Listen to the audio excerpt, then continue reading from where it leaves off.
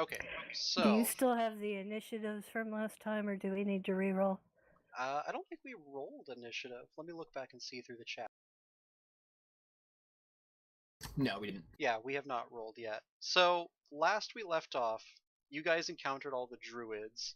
Let me put something a little ominous on, I guess.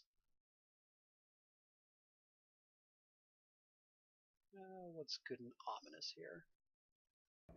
I cannot hear it. I'm trying to find something for this right now. I'm sorry, I thought you said that you had chosen something ominous.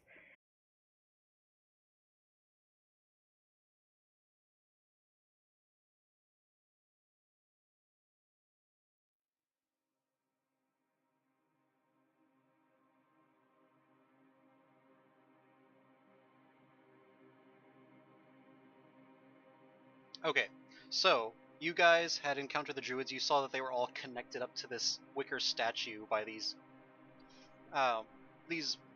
strange roots going down through the ground and leading up into the statue itself, kind of feeding into it.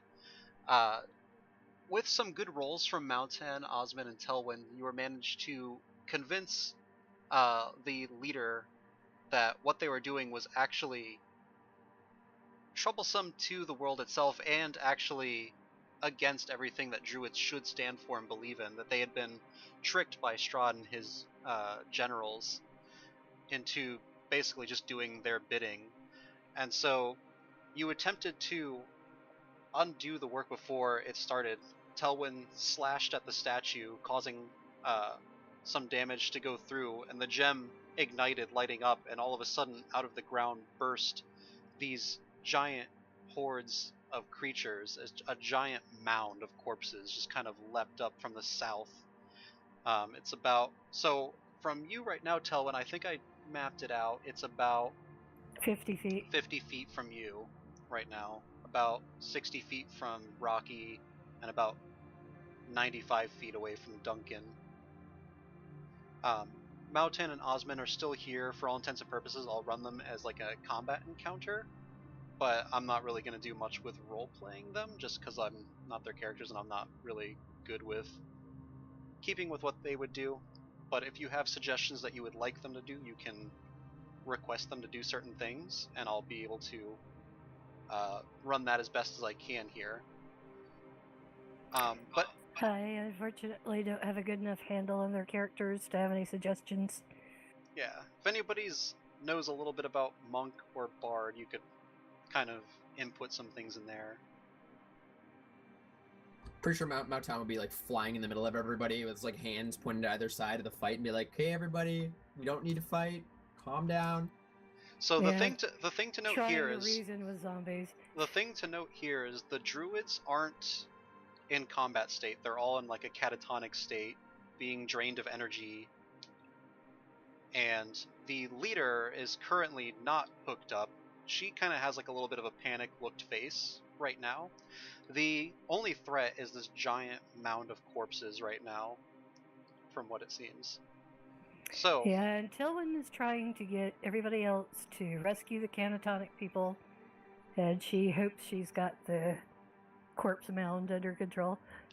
So that's where we are going to start. I'm going to go ahead and ask everybody if they would roll initiative, please, for this. Wait until the initiative screen is up. Click your tokens, then roll.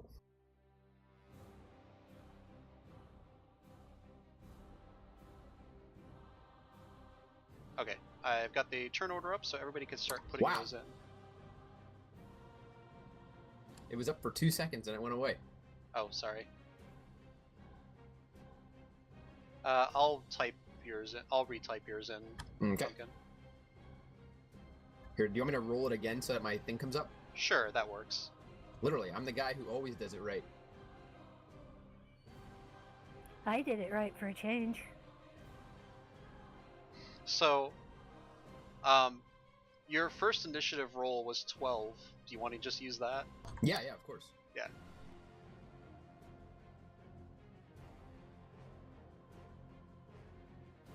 That's surprisingly slow for my character. Alright, I'll go ahead and roll initiative for Mountain and Osmond as well. almost didn't click their character sheet.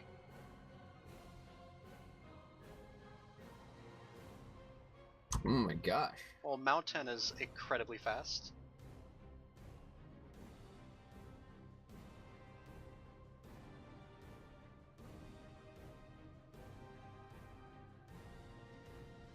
Ooh, I'm rolling pretty well today. We should be afraid, I think. Yes, that does not bode well for us.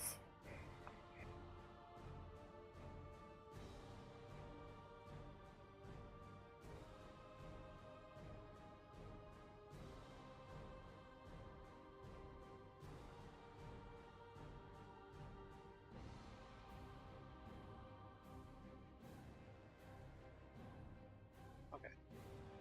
Aw, poor druid.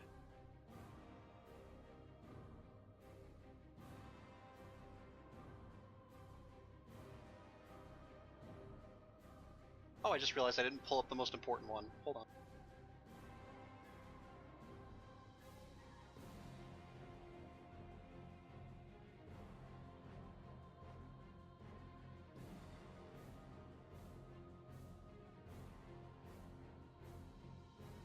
Come on. Give it like a 2.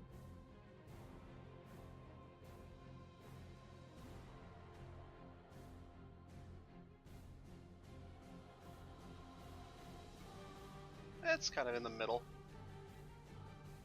I'm fine with this. I can work with this. Alright, so that means Moutan is up first. In this case, Telwyn is given the orders to get people out of here, so he is attempting to basically sever the vines that are attaching these people to the ground. So he's going to do some attacks to go ahead and remove those vines.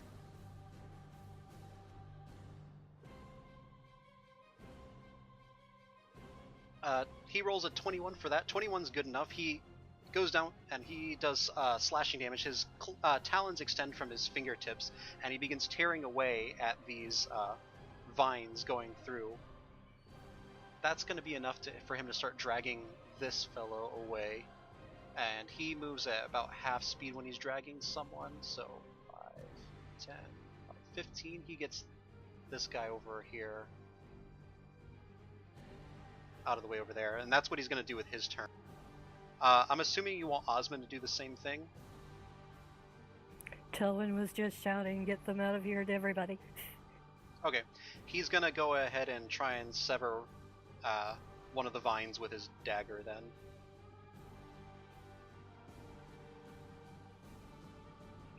Yeah, he starts cutting away through it. He doesn't get all the way through, but he starts to sever the cord from this one over here. You can see him working furiously with his dagger, trying to get him freed. So we're going to go on to Rocky's turn. Just to make sure I have the right idea here, what's like the environment like? Is it like nighttime, daytime? It's nighttime, but I have the lighting set so that you guys can see around rather than just have everything pitch black here. There's enough lighting in the area. The area is kind of bathed in like this green light suffusing everything. It's like this weird greenish glow everywhere all around you, kind of bathing the landscape right now. But there's all these rock areas that you can see around you. Like you're behind this pillar of rock right over here. There's a giant wall of rock all throughout this whole area. Oh, okay. What I'm going to do, because I saw Mautan do that, and I don't like Mautan, I'm going to use my shadow step to teleport up here, if I can. Hold on. Okay, you'd have to like teleport into the shadow of one of the rocks, because there's not much shadow right now just because of the green light bathing everything, but if you were to go like in like the corner of one of these rocks, you should be fine. Okay, is that where I am going to be good, or else like I can teleport like right here, because this is between two of them? That actually probably give you the best shadow. So you all see Rocky just kind of, well, I don't know, you rolled a pretty good stealth, so I don't think anybody really sees this, but Rocky just kind of dematerializes in like this black vapor and just appears back again between these centers of rock right over here. I don't think Telwyn would be paying attention to what Rocky's doing. Standing where I am, would I have cover, theoretically? You'd probably have a little cover if you hunker down behind this rock over here. Okay.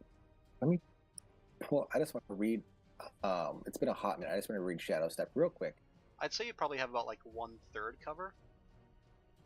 Okay, so that's my bonus action to do. Yeah, I bonus wanna action is Shadow use- Step.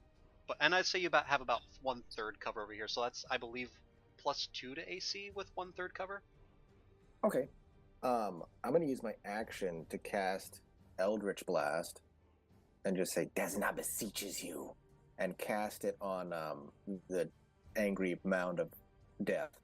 Alright. So you go ahead and Eldritch Blast out. Do you shoot the Eldritch Blast out with like your comma? I actually shoot it out right now with my left hand. Okay. Eventually I will do it with my comma, but for right now it's just like my left hand. Alright. Does a 6 hit? 6 is unfortunately not going to hit. You utter the words, Desna beseeches you. This bluish glow emanates from your hand, and the shot rings out. It kind of streaks a little bit past the mound and hits the charred remains of the stump from which the old tree kind of tore itself from before. It sends like a shard of. It sends out a bit of shrapnel of splinters everywhere, but doesn't do much else besides that. Now, I have a quick question. 20. So I have a +4 to hit, and I rolled 6. 2, 1, plus. Okay, so I think it does. Okay, so it does calculate all that. Yeah, okay. It does. I have extra attack. I'd like to attack again with my Eldritch Blast and try to hit it. Yeah, you can go for it. Does a 19 hit? 19 will hit.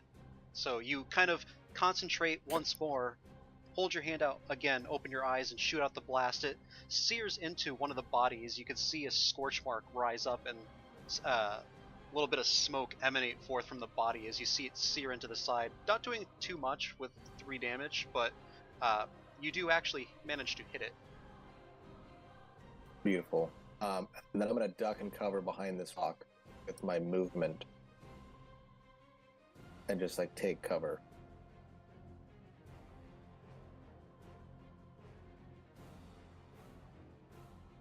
Okay, so you take a little bit of cover. It is now the corpse mound's turn. So what it's going to do is it's reaching out, sensing the area around it. You could just hear like the gasps of the dead come from here, just like an enormous cacophony of just moans and coming all from this huge pile of just bodies. And you could see like bones popping on the bodies. The bones are kind of like starting to protrude out from the skin itself, and you see these bones inch their way forward and then shoot out, shooting these bones forward. Let's see here.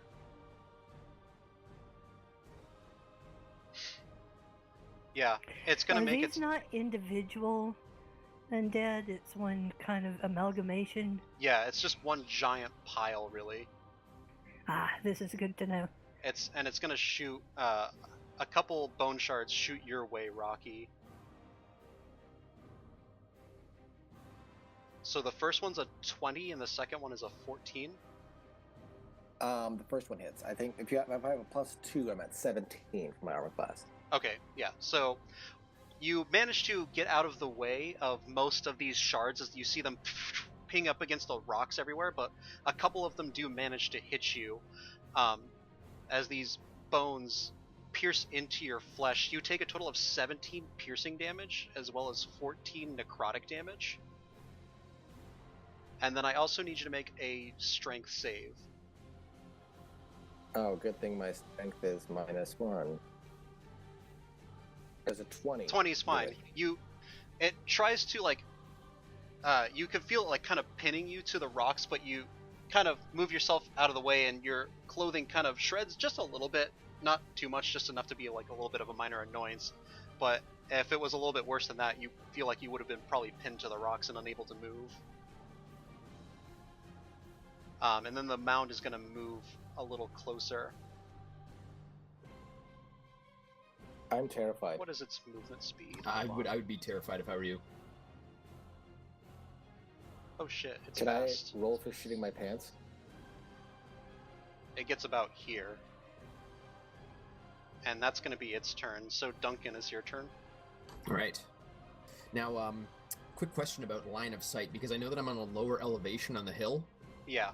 Do you think I'd be able to see it, or would I? This is a huge pile. So like, it's not just like one layer right here. They're like all piled up on top of each other too, kind of like this giant dome or sphere almost of bodies, just kind of like writhing together, moving as one. All right. Let me actually. I want to throw up a picture of them.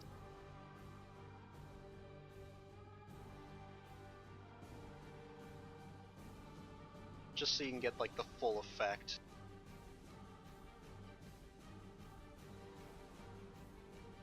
Oh man, so it's like floating. Well, Oh, I mean, no, most no, of them it's are just like kind of piled crawling. Yeah, they're just like a giant pile, and they're just crawling along in the ground like that as they rise like up and kind of make like this giant dome-like up structure. So I'd say you could still see them though. All right. I'm gonna have him move down a little bit to kind of strafe it from the side. Okay. So behind this, that's 30 behind this little pile of rocks down here, and I will fire just a regular shot. All right, sounds good. But I will modify it.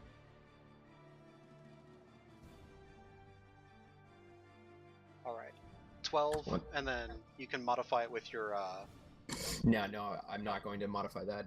Okay, so 12 doesn't quite manage to hit. Once again, you try and aim up your shot.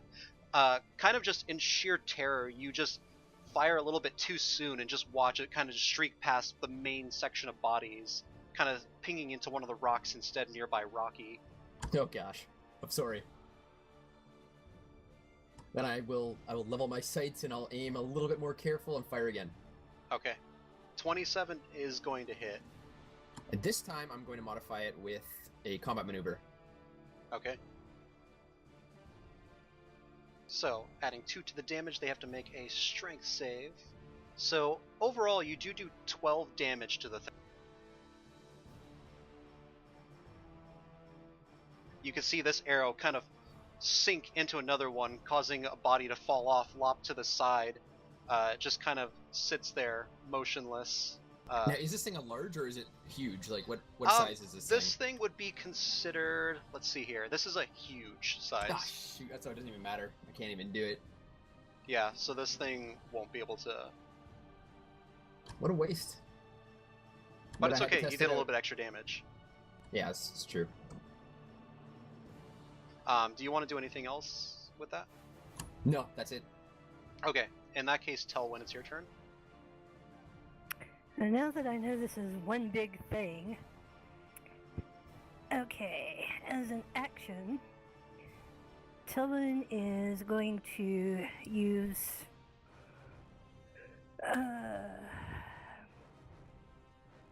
the divine channeling, but not the one that I was talking about before.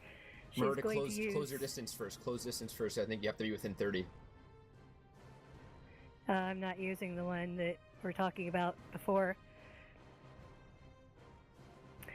What is the distance, though? It's 35 They away. had got pretty close, I thought. Yeah, it's Yeah, about 35 feet away from you right now. Are you looking at the screen? I thought... You can see. Yeah, I'm looking at the screen, but I thought that it was like 10 feet away now. Just about Okay. 35 feet. Hold that one. I'll do something else. As an action, Tilwyn is going to activate radiant consumption. Brilliant light just gushes from her mouth and eyes. And there's sort of a celestial, like angelic singing going on. And she is going to charge the thing and attack it with a quickened booming blade. Alright. So you rush forward. Is your movement speed 35? 30, but you have a reach of 5 with a sword, Yeah, I think. she'd be right next to it. Okay, Yeah. perfect. Perfect. You're good. So, 10 is not quite going to hit. You strike out. The bodies just kind of lurch backwards. They have like this strange lurching motion as they move about, kind of just like sporadic movement that you can't quite pinpoint, and You just know what? barely hits. Because she's right there, it's going to take some damage anyway from the radiant consumption. All right. How much damage do they take from radiant consumption? And I'll move you forward a little. Well, it automatically takes half her level in radiant, so that Is it half her paladin level or half just level in It's general? half her total level. Okay, so that's gonna be 3 damage. Let's see, it's rounded up, so Okay, it's so going to that'd be 4 radiant damage. And once per turn, she can choose one target to take radiant damage equal to her level. So Okay. it's going to take another 7. All right. So you reach forward, just barely miss, but this holy aura just coming forth from you starts searing away at the bodies. You can see flesh starting to melt off of some of them. Just black and charred bits are just peeling off from the bodies. And Tellin herself will take 2 damage. Okay. Oh, that sucks that damages you, though. Oh no, she takes half of radiant in necrotic, so it's not that bad. That's not too bad, then. You said this thing's called Radiant Consumption? I can't seem to find it. It's an Asimar trait. Oh, okay. Yeah, that'd be in Volo's guide? I have Bolos. I don't see it here. She is a Scourge Asimar specifically. Yeah. But now it's the druid's turn. The druid is looking around. She's also going to try and start getting her people away from this thing. So she's going to move forward. And she will also go ahead and start. Well, nope, she can just do this, actually. She'll just straight up... 6 actually isn't enough to hit. She's in kind of like a panic state and just misses the vine that's wrapped around the leg of one of her fellow compatriots. You can see a little bit of fire spark and hit the ground, but to no avail. She's just kind of in a panicked mode right now. Mountain is going to keep moving and getting people out. So I'm just going to assume, rather than just keep rolling, I'm just going to assume that these guys are working on cutting these people loose. So for 1 turn, to keep it simple, I think I'm just going to have it 1 turn to cut them away, another turn to move them out. I think that'll be a little bit more practical. Yeah, it sounds realistic. Yeah. And fair. So Osman is able to start getting this guy away. He's tiny though, so he can barely move him, but... Well, he's not tiny, he's small size, but still. Alright, so we'll go to Rocky. What would you like to do, Rocky? First of all, I'm gonna fucking run away because the thing is terrifying. I'm gonna use Shadow Step to teleport back where I was. Okay. And then I'm gonna try and cast Sacred Flame as a cantrip. Now, I think it does, but just to make sure, does that count as an attack action? Sacred Flame, yes, would be an attack action. Okay, yeah, I'm gonna try and do. That's a cantrip, right? Though. Yeah, so it's a DC 12.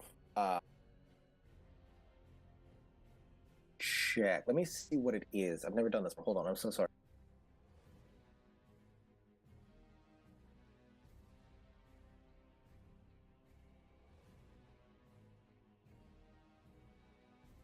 Okay, so it's a dexterity saving throw of 12. Because I'm such a powerful warlock. And as long as it's a cantrip, you can do it twice. Because you have multi-attack. Yeah. If it's a spell, you can only do it once. But okay, so it needs to make a 12 dexterity save? Is that half really damage or no damage? Because cantrips, I think it's no damage on a fail. No, I don't think it's any damage. Yeah. Okay, it's half. Yeah. So that's going to be a 4. It doesn't have advantage. I don't know why that's set to advantage. But that's a 4. So no, it's going to take 7 radiant damage as more sacred light shoots out from your hand, the light turning from blue to this yellowish glow, shoots out and hits him. You can see more flesh searing off of it as it takes a little bit more And I'll damage. go ahead and just do it again. Doing pretty good, doing pretty good. Also, the music keeps switching from like loud to quiet, I feel like.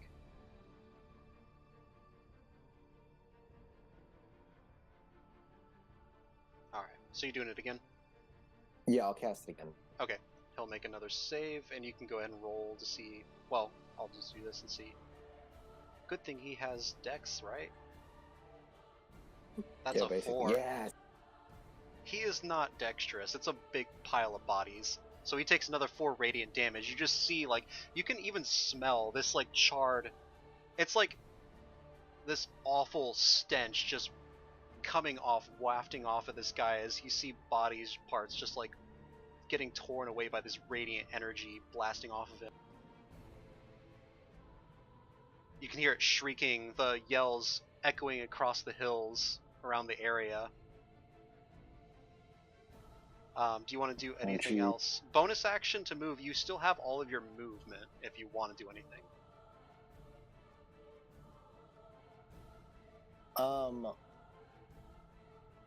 Yeah, so there's an elevation change, and I'd have to get through the rocks to get to everybody else. Is that right? You're a monk, so it'd be pretty simple to like vault over here. It'd be an acrobatics check, but like it would be very small acrobatics check just to get over these rocks. Yeah, I'm gonna jump over and try to just get people out of this area because I'm terrified of this. Okay. And as I'm running, I'd like to just issue a small prayer of inspiration to Desna. Okay. So yeah, this wall is like about 5 to 6 feet tall. So I'm just gonna have you roll an acrobatics check. You're a monk, so it's not gonna be that high. Acrobatics, not athletics. Yep, sorry. Much better. I got a 12. 12's fine. So you managed to vault yourself over. The DC was just 10. So you can go ahead and start getting these guys. Right now you've already used up your action to fire off the shots, but next turn you can go ahead and start cutting away at the roots, probably. Okay, I'll just start screaming and or squawking, I guess, to go somewhere else. So, Telwyn, being next to you, does it take damage on your turn still, or does it like? How does the radiant consumption work?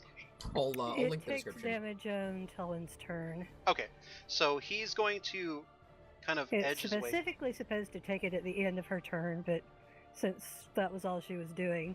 Yeah. Okay. So you being the next prime target here, the corpse mound just kind of moves forward a little bit closer to you. You see one of the bodies just kind of drop off to the side and start crawling around on the ground. Hold on one second.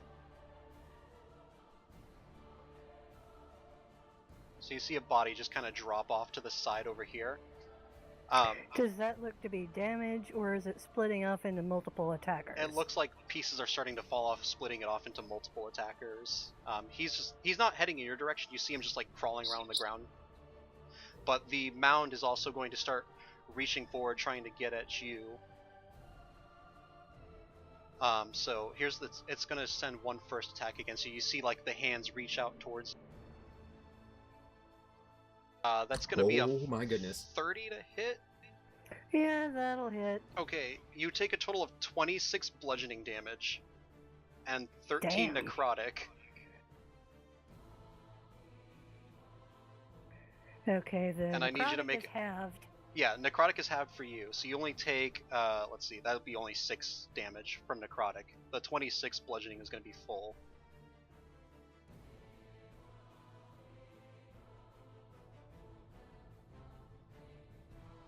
And then I need you to also make a strength save. Oh wait, on a hit the target is grappled. Okay. So you are currently grappled by this thing. Okay, she's going to want to break out of that. Yeah, you'll be able to do that on your turn. It's going to go ahead and try and pull you in a little bit closer, so it's going to make another attack. Oh gosh, I hope this one doesn't hit. That's a 23, god. Well, with a 23, she can use shield, and it misses. Okay, there you go. That's good, because it would have done something awful if it hits twice. Oh my goodness. Okay. This thing is spooky, So man. you've got some of these zombies just kind of grappling with you right now. You see them trying to swarm all around you, but you manage to bat some of them aside with your shield as these things are grappling with you. At the end of its turn, everybody within 20 feet needs to make a Constitution saving throw, as this stench is just kind of overwhelming you currently.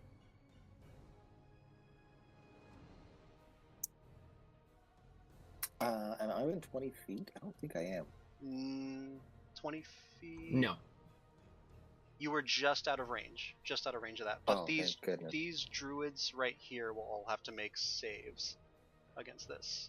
They're probably not going to be doing too well because, well, let's see what they get.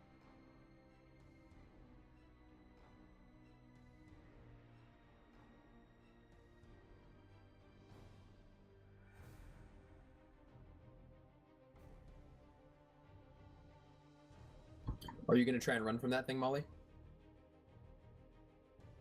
Just deciding what I want to do for my action. Probably, but your turn comes up before Telwyn's. Yeah. So Duncan wouldn't know that yet. Okay, you see. Well, you don't really see much of an effect on those, Catatonic. You do see the woman, the druid that you've been talking to, start to look. She looks a lot more haggard now. You could see like sweat beating down from her now. She's moving a lot more sluggishly as she tries to get her people away. It looks like she has been poisoned, from what you can tell. Duncan, it's your turn. Okay. Seeing the horror in front of him, he begins to adjust some of the gears and little things on his crossbow, and like you just hear the strain of wood. He levels it and fires again. 16 will just hit. And he will add. Ooh, 6 force damage. Alright, so 12, 6, that's nice. That's a total of 18. You see this arrow kind of sink in. You're aiming at the giant mound, right? Not the little guy that Of dropped course, off. yeah. Okay. So you just see this kind of just pierce through the head of one of them. It just kind of like sags down to the ground, seemingly re-dead once more. You could just hear more gasps coming from the atrocious horde of bodies. It also has to make a dex save. That's right. So it makes a dex save or gets knocked prone. Knocked prone and pushed back 10 feet. Oh, awesome. That would be very useful. That's going to be a 19. That's with a +0 to the roll, too. Oh, gosh. That's so horrible. Alright. Yeah, it's still moving ever so closely, but you do manage to take out a sizable chunk of some of the zombies with that. We're gonna need you to stop rolling so well. Yeah, give me 2 seconds. I gotta think about what I'm gonna do. I'm sorry.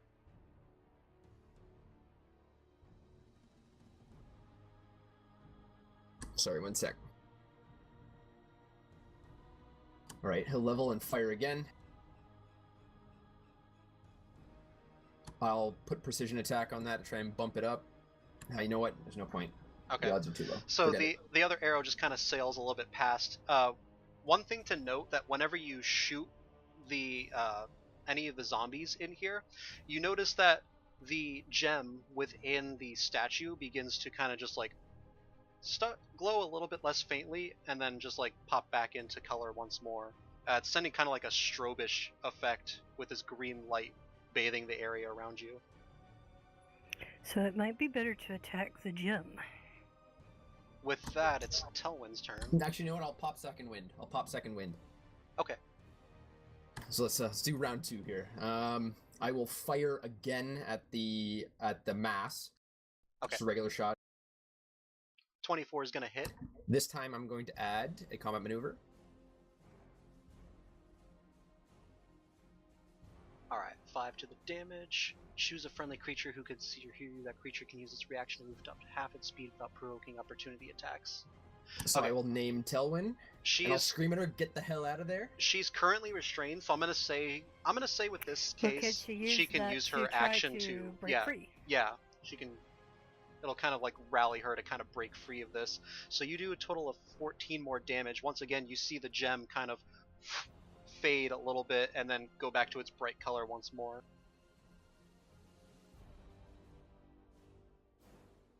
Okay, so do you want to have her break? I have one more attack, but do you want to have her try and break free now? Yeah, we can have you do one more attack, or she can try and break free now, whichever one. I'll do my attack. Okay. Yeah, do your attack first. This time I will turn and aim at the gem, the suspiciously strobing gem. Okay. Where is this thing, by the way? It's on the statue? Yeah, it's on the statue. It's about 80 feet. Okay. You're to the northwest.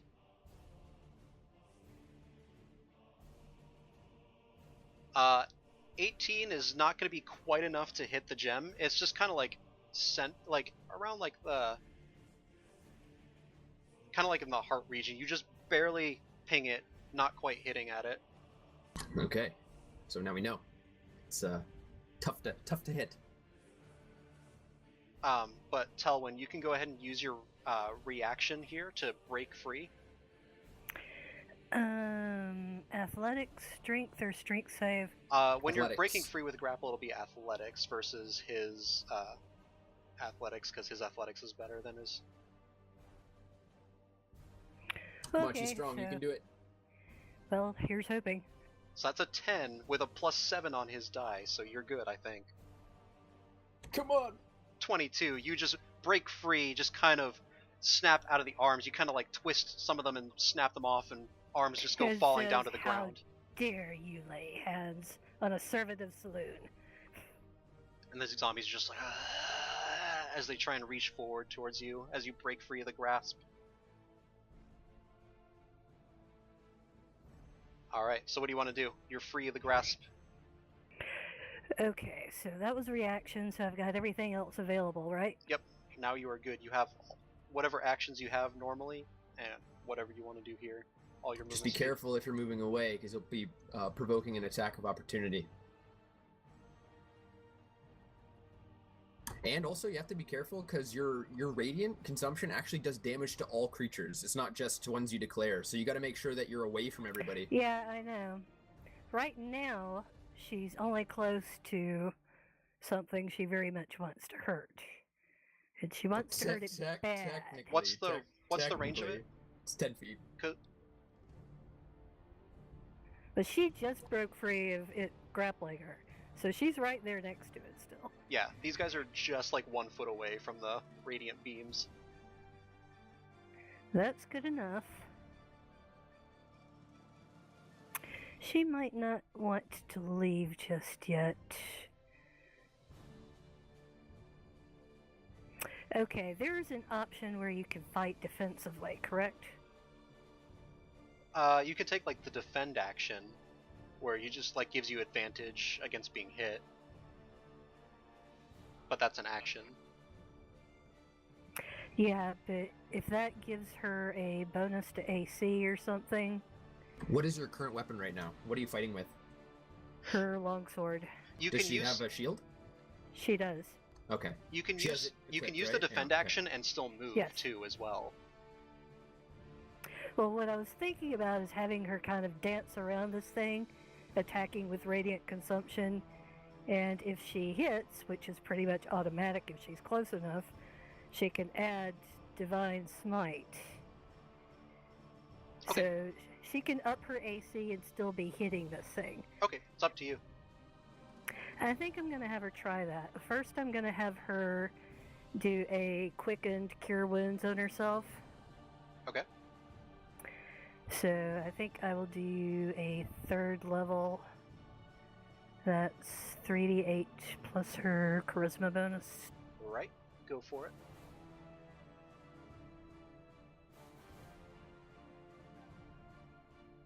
Gosh, I underestimated how terrifying this thing is. Yeah, apparently this sucker's scary. It's just a big pile of zombies. Yeah, well, if this new strategy goes well, we may still take it out. Alright, so that's 14 hit points back. As you clasp onto your holy symbol, you feel this course of regeneration surge into you, and you feel revitalized by about 14 points. Okay, so she's going to start dancing around this thing. How much does that add to her AC? For the defensive action, that Yeah. gives it disadvantage to hit you. Okay, that works. And at the end of her turn, she automatically hits for, let's see, it was 7 plus, for 11, and then I roll for her Divine Smite damage. Alright, so as you get your shield up in a defensive stance, you heal yourself up, you move around, causing your energy to burst around. Also, you are killing the little zombie guy that popped off too, I think. Well, not quite killing him, but you're still doing a good chunk of damage to him.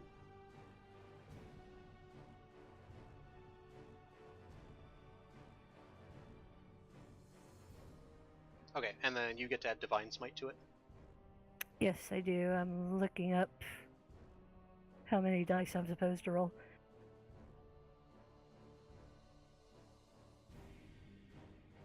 It's going to be 4d8. Okay, so roll 4d8. Plus her weapon damage is another d8, so that's 5. Plus her strength bonus, so 5d8 plus 2. Alright, go for it.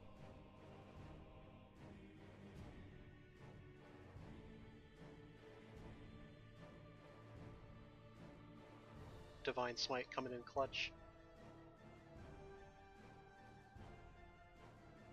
Nice! That's actually some good rolls there. So, once more, you just kind of, this energy bursts forward. At a searing strength, you notice some bodies just kind of topple down, completely blackened and charred, as it takes a further 28 damage.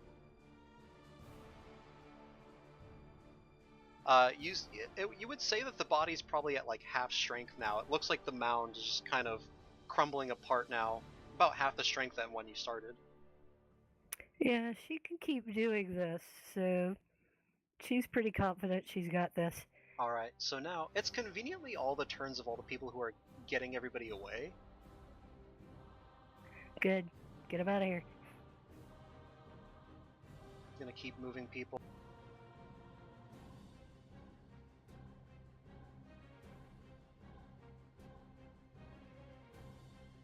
Okay, so we'll sum up their turns as them just continuing to move people away from the area. Rocky, what would you like to do? So I just want to make sure that I'm understanding the plan. So there's a gem on the zombie Yes. thing that we're hitting. Okay. There's a gem. There's a gem on this giant statue right over here, to the west of you, to the left of you. Okay, It's kind I of think I glowing. understand. It's like this glowing from the chest coming from like this gem that's like embedded within the wicker. So, Yeah, I'm gonna use- somebody could be trying to destroy the gem. How while come Duncan Mountain and shoots Osmond at aren't this going, by the thing. way? Did they, like, what's Yeah. going on with them? I'm having them just move people out of the way since that's what Telwyn told them to do. So they're Oh my getting gosh, getting okay. druids out of there, unless you Alright. want them to do something different. Somebody can command them to do something different. You know what? If things are looking really grim, I'm gonna leave that on you to have them intercede for us here. Okay. I'm going to assume that there's a shadow on this statue. Yeah, there's a little bit of a shadow along the base of it. I'm gonna use Shadow Step to step in. No, I'm gonna use my movement to get over there. Like I'm just gonna push through everybody because I've got enough movement to get there. And I'm going to attack the gem with my comma twice because I have 2 attacks. It's a natural 1. Yeah. And an 18. Okay, so the nat 1, you jam your comma in. You can see kind of like you hit it at the kind of like a little bit the wrong angle. You can kind of see like a little chip go down your comma, kind of like a little bit of a crack along the side of it. Second one, you manage to start cutting along into the side of it, and you can see the gem starting to get more and more exposed as you cut away here. It looks like some of it has been exposed just a little bit by weathering and a little bit by Telwyn's strike from before, but it looks like it's if with enough maneuvering you could actually possibly pop it out. Can I try and pop it out? Do it. Probably on next turn, because that was 2 actions there. Unless you want to like spend key points to flurry of blows, kind of try and like Yeah, that's what I punch was at like thinking, some of the is use stuff a key around point it. for it. Yeah. So I will spend a key point to do flurry of blows, that's trying to loosen it a bit more and see if I can get out, if that's okay. Or I could use 2 key points because it's kind of like an extra thing to pull it out. Yeah, go for it. Okay. Do you want me to do unarmed strike? Yeah, unarmed strike. I'm seeing like what damage you do to like the wicker around it. So you start punching into the sides around it, at first not doing much, and then you kind of steel yourself and resolve yourself, gathering a little bit of energy around you, and you begin battering away even more, just doing some serious damage around the sides of it. You see the gem starting to loosen within. And then can I spend it, because that was 1, can I spend the additional key point to get it out? Well, but that's your key point bonus action, so I'm going to say like on your next turn you can try and get it out, but you've already used your action and your bonus action. Yep, that's fine. Perfect. So Also, there's I kind of let it slip and let you do the key. Technically, you shouldn't have been able to do the flurry of blows because you shadow stepped as well, but we'll go ahead and say that you went and did it. Yes, that's why I switched to movement when I went over there. Okay, I might not have made that super clear. I wanted to use movement instead of shadow step. No problem. I switched that up. And then I'll make sure you're marked that you're over here by the statue. Oh yeah. Great. Thank you. Problem. All right, so now the corpse is going to go. You see another body kind of drop off the.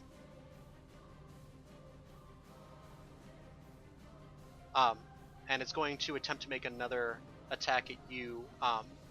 Since you're right next to it. So it has disadvantage on this to hit you, let me go ahead and, where's the sheet? Here it is. Okay. So that's going to be a 12 to hit, and that's not going to hit. Your AC is like 18 or something like that? 19. 19? Okay. And it's going to try and make another attack. You see, you're got your shield up in like a defensive stance, trying to fend off these corpses. That's a 23.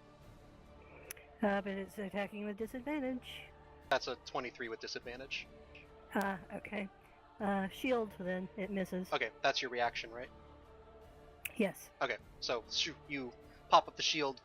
You see the arms almost quite get you, and then the shield blocks just in the nick of time. You see its hand just kind of get swatted away by the shield as these bodies just continue to try and advance as you hold your ground, weaving, juking in and out of the zombie bodies.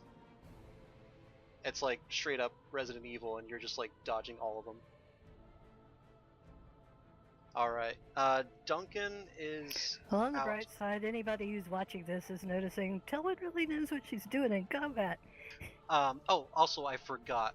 Being around the stench of the area, I need you to make a Constitution saving throw.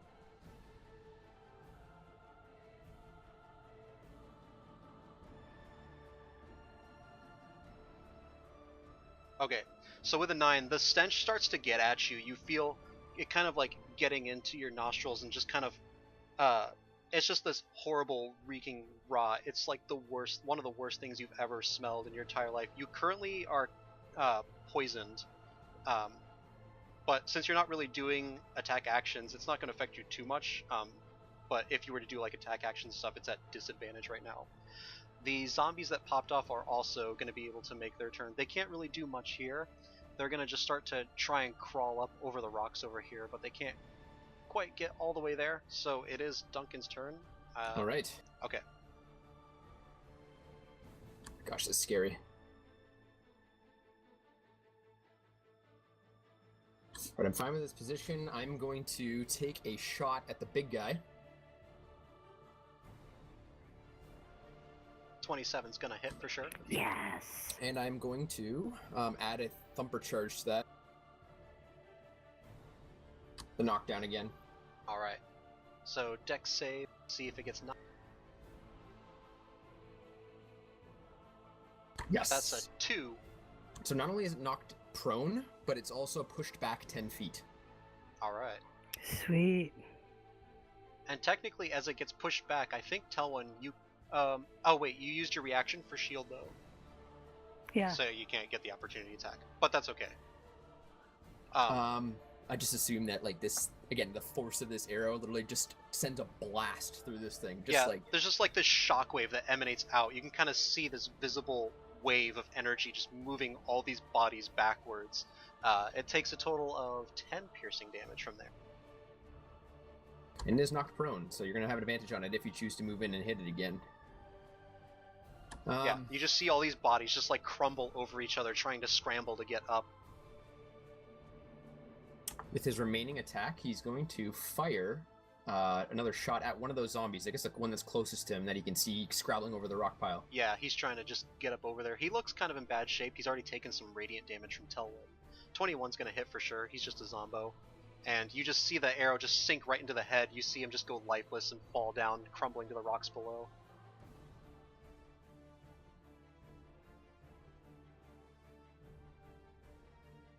And I think that's it. Oh, dang. Wait, how far away was that? Ah, you see... Oh, gosh. You see some of, like, as the body dies, you see kind of, like, this dust wither up and slowly rejoin back into the mound, as you see some of, like, the energy get revitalized back into the corpse mound.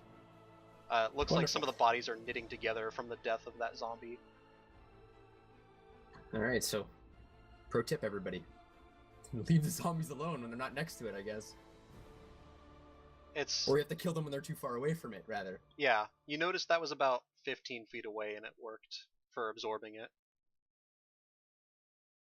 But Telwyn, it's your turn. You're currently out of range from it hitting you.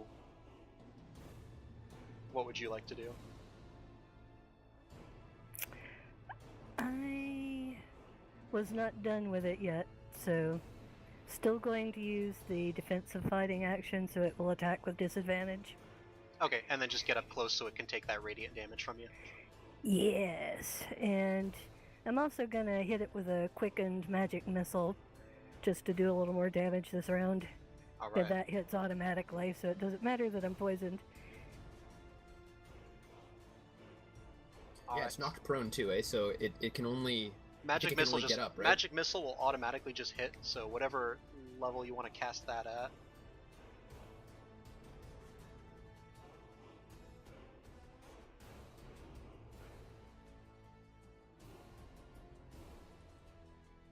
So you just see these streaks come out from Telwyn, these little kind of mystical kind of energy beams just shoot out and kind of pinpoint into the different bodies, kind of careening into them.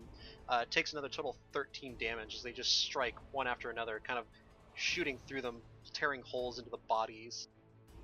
And I'm going to add another Divine Smite to the radiant consumption damage.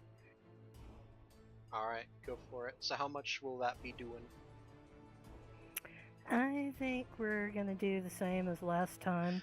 The only thing is, Divine Smite uses up a spell slot, right? Yeah, I'm keeping track. You can only do one actual spell. Even with the Quicken spell, you can do like a spell and a cantrip, but not two actual spells. Okay, that being the case, I guess take out the magic missile. Okay, you sure? Yeah, because Divine Smite does a lot more damage. Okay. So it's going to be the 11 radiant consumption plus whatever I roll for this Divine Smite is the damage she's doing this round. Okay. So another 14, so in addition to that 11. So that's going to be a total 25 damage. Nice. This round. You see more and more bodies just shriveling up, dying off as this black smoke just starts issuing up from them. You could hear the wails screeching out throughout the entire mountainside, growing worse and worse as the more damage it builds up. So you'll just stay in like a defensive stance, like about like 10 feet? Yeah. Okay. So it attacks with disadvantage. Alright, so I think the Druid Lady is able to get this guy out of the field here. Osmond's gonna go back in, start freeing this guy. Mountan will go in, start freeing this guy over here. And that brings it up to you, Rocky. Alright, I am going to reach in with my taloned hands and pry this gem out, and I'm gonna You can pocket it. come up. Do you want me to roll a strength check? Yeah, I'm gonna actually want you to. It's not quite all the way out yet, so I'm just gonna have you roll like a. You can roll like an athletics to try and get it out. Or alternatively, can I use my bonus action to use a key point to do flurry of blows, Yeah, and keep trying to chip away and like just knock it out rather than just like. and then use my action to pull it out afterwards? Yeah, that'd be fine. Fist of the North Star, this thing, Alright. man. I'm gonna do that. Hold on. So 2 strikes. I'm gonna use a luck point and re-roll the second one, Okay. if that's fine. Yeah. 19. So first hit you slam into there. That's a nat 1. Your hand just kind of like hits into the side at the wrong angle, and you just kind of feel like a crunching of your bone as you feel like a little bit of damage hitting up at your way. But your next few strikes kind of ring true, and you start knocking the gem out. You notice it's extremely loose now. So I'm gonna have you roll in athletics if you want. You can roll in athletics if you want to try and get this thing out. Can I use my last key point For to re-roll the athletics check? are you able to do that with a monk ability or something? No, with a luck point. Oh, with a luck point. Okay, sorry. I thought you said key point. Yeah. You Oh can, no, I might. I'm sorry. You can re-roll that. Also, I re-looked at luck. You can re-roll it before you know whether or not it succeeds or fails. Well, actually, I think with luck it specifically says you are allowed to know the roll, and you could choose which one you take. Yeah, that was one thing. It was fun. Happened last session. But yeah, no. With luck, you technically can choose which die you take Yeah, based on the terminology. yeah. But with this one, it's a luck for a nat 20. Yeah, dog. So That's a nat 20. you reach into the chest of the statue, pull the gem out.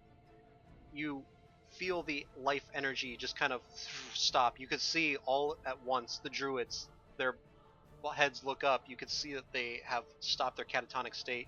The gem is still glowing green, but it's starting to diffuse a little bit, and you could see the writhing pile of corpses. You see it start to shriver. It seems to have taken a massive chunk of damage from this. It is still up, but it has taken a huge blow. Like, if I had to say a chunk of damage for this, it'd be somewhere around like the 40 range of damage. 40 points Okay. or so of damage from just pulling that out of the chest. I want to put it in my pocket. And this thing just like looks on its very last legs. It looks like it can't hold up to much more. Well, good. Hopefully one more round until one's got it down. Not unless Duncan beats you to it first. Feel free. All right, so or at the very least, I'll soften it up for you. the mound is going to use half its movement to get up, and it's going to start marching forward. You see another little zombo pop off the side of it. And then it's going to try and attack you with disadvantage, Molly.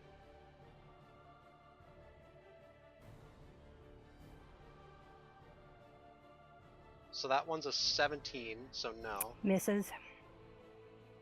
Second one's a nat 1. You see the bodies Also just kind of, misses. you see the bodies just like reach out and stumble again. I'm gonna say that they go prone again. You just see them all fall flat on the ground, prone. I was gonna say, it really only has two options. It can either stand up, and that's its movement, or it can crawl.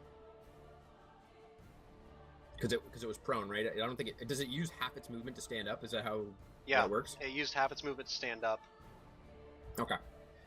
and now it's prone again. So this zombie kind of inches its way forward. It's just scrambled up over the rocks. I think the closest person is Telwyn, but it's also got disadvantage to hit you because you're still in defensive stance. And it will automatically take radiant consumption damage. Right. So that's 11 damage, or? Yeah, it's gonna take 11 automatically. Okay. So you see it start to its flesh start to shear a little bit. It's going to go ahead and try and attack you. I don't know why the disadvantage toggle isn't on for zombies, but I'll just roll it twice and take the lower one. Oh, okay, there we go. So 6 does not hit at all, and it only has one action.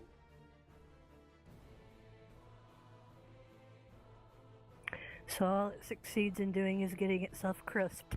Yeah, pretty much. It's like blackened and still kind of moving towards you, but it's like its flesh is just searing away in bits and pieces. Okay, Duncan, it's your turn.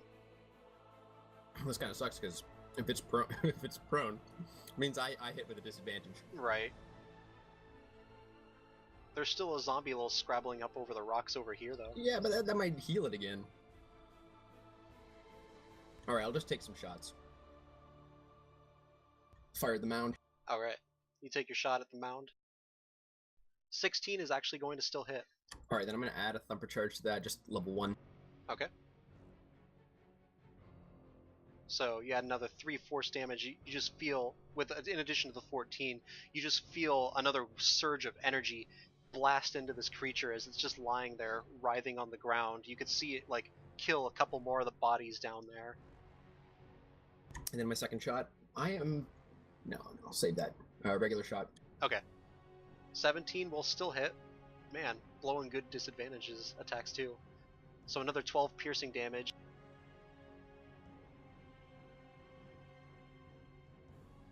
Well, if it was on its last legs, is it now Okay, destroyed? so not quite yet. You are very, very close. It looks like there's just like a little bit of life left in it. Well, as you just see round, Duncan. It's gonna take. I mean, when it's Tellin's turn, it's gonna automatically take 11 radiant. Yeah, you see Duncan just peppering it with these arrows just left and right all over it. Did you want to do anything else, Duncan, before Telwyn took over? No, I'm good. Alright, and with that, Telwyn, it's currently at 8 HP, so how do you want to do this? These zombies around the side are at low enough health to actually die from this too. Well, since they're being destroyed by radiant consumption, they just, I guess, explode into ashes. Alright, you see this final surge of energy come from Telwyn, just bathing the entire area in what was once a green light, now in this yellowish glow all around the area. You could see the bodies just kind of reach forward just little by little, just barely reaching out at Telwyn, and then the hands just dissolving into ash and starting to just go all the way down the arms, just ash floating out into the air and just kind of starts wisping away into the sky. And you can see all that happens for all the zombies, just completely ash up and drift away into the wind. I was going to say, even from a cinematic standpoint, Telwyn literally looks like a burning angel right now. Well, she should. She's Angelkin. And with that, the angelic choir sounds one last triumphant note, and the radiant consumption turns off.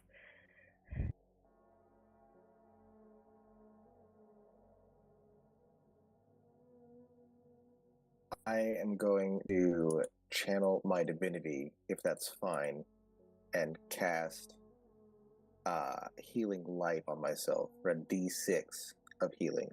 Alright, so you whisper a prayer to Desna as you feel this surge of energy go into you, revitalizing you back to a little bit of health there, with 5 health. Well, you know, you could just take a short rest and burn some hit dice. I love Desna, and Desna loves me. Telwyn loves Saloon, but Desna loves Rocky, this he knows, for her dream book tells him so. Yes, for my dream book tells me so. well, Telwyn is going to find out who all is poisoned. She knows she herself is, and she's going to use some of this lay on hands to unpoison everybody. All right. It looks like just 2 of the druids, as well as the main lady, got poisoned by that. Okay, between her lay on hands and her angelic healing hands, she's just able to accommodate the 3 of them and herself. Okay. And then she'll take a short rest and burn some hit dice. So I'll take about like 15, 30 minutes if you want to just hang out in this circle of druids while you do that. I think Yeah, presumably that's what Telwyn we'll will be just doing. quietly say, I need a moment. Yeah, I'll probably prop up next to her and burn some hit dice myself. Duncan, for the first time, will poke his head out from behind this little rock mound that he's behind. Is it done? Did we finish it? Oh, yes. It's He'll, destroyed. like, slowly creep forward. What is everybody's passive perception? 14, I think. 12. Yeah, 14. Okay. Remind me one more time how to calculate that. I'm so sorry. It should be It should be 10 on your plus sheet. whatever your perception skill is. It should be on your sheet. If you scroll down below, It's the 12. yeah. You swear you could hear like a little bit of rustling out in the distance, but nothing really catches anybody's eyes. They say that you guys are more so focused on making sure everybody's okay. You can almost swear for a second like some of the branches in the distance were moving, but Well, seems if to Telwyn have hears gone. something that might herald the approach of more enemies without exerting herself, so she's still able to rest, she's going to go see if she can catch a glimpse of what's causing the sound. It's about so over here like around 120 feet that way. You want to just If like you don't want to start- move, you can have Duncan go down. He's still perfectly fine. Now, she doesn't know that he's fine, so she'll just take a leisurely stroll, try to catch a glimpse of what's making the noise. Okay. So you head down to the hill, or you head down the hill towards that area. What is everybody else wanting to do at this point in time?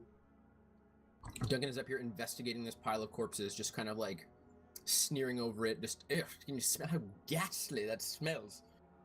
Yeah, Yeah. most of the horror stench is gone by now. But you can see like some bits of body parts remain, just like hands here and there, a couple legs that have fallen through. Like there's a couple heads that have rolled around on the ground. Most of it was turned into complete ash, but what remains is just this black, sickened, charred remains. Eric, that smell. That is what victory smells like in these lands, everybody. The decay of rotting corpses sent back to the grave. I don't know if Telwyn hears that. She's on her way to check on the rustling noises. Probably not. So by the time you get to the rustling leaves, everything's kind of calm over here. You can make a... You don't see anything with your passive perception right now. You can make a perception check if you want to try and see anything. Yeah, I was going to else out say, there. since she went to look, I would like to make an active perception check. Yeah, go for it.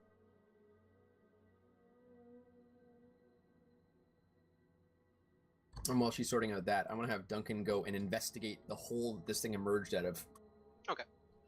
Oh, damn. With a 10, you look around, it's hard to see. There's a lot of the trees are close together. It's just kind of like a shrouded area.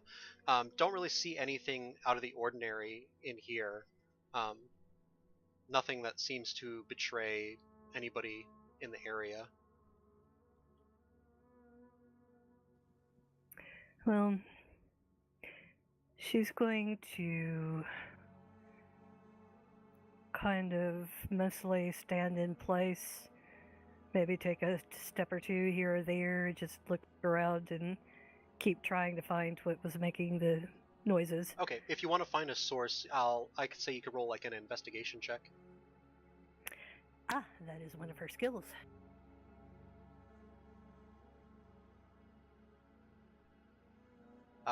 Looking around, there doesn't seem to be any footprints of anything in the area. Doesn't seem like anything has really been overly disturbed in the area. Not quite sure at this point if you actually heard something or if it was just rustling of the wind in the Or trees. it could have been small furry animals skittering about. Yeah, but as as far they as tend to do. as far as you look around, it seems like the area is completely undisturbed and completely devoid of any creatures in the area. Just in case. She's got protection from evil and good readied, and still has her sword drawn. Okay. She'll start meandering back to the rest of the group. All right. And then Duncan, as you're, I'm gonna have you roll investigation of this area around here just to see what you see. So 19, you can see just like blackened remains of wood. It looks like wood has been charred and completely burned in some areas, but you see also just like this sickly sap. So it's like this tree, right?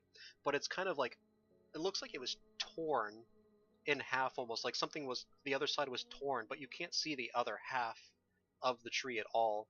But it kind of looks like a strangely like the pattern of that tree that you fought Right. way back before. It looks like that tree that you fought before must have pulled off of this tree right here. And what's weird is that there's like this sick, dark looking sap that's kind of emanating out from some of here. It gives like this little noxious aura. It's just like this black sap coming out of the bits of the tree. And also with a 19, you notice there is a mound next to it with a small, kind of a small engraved stone next to it, almost too small to see, just kind of out of the way. But you just kind of stumble over it just a little bit. What the devil is this? That's exactly the way he'd find something too, just tripping right over it. I guess he'll lean in and check out the stone. Yeah, I want to make sure I get the name right. I'm re-looking at this right here. Okay, you see here, this engraving reads Kavan.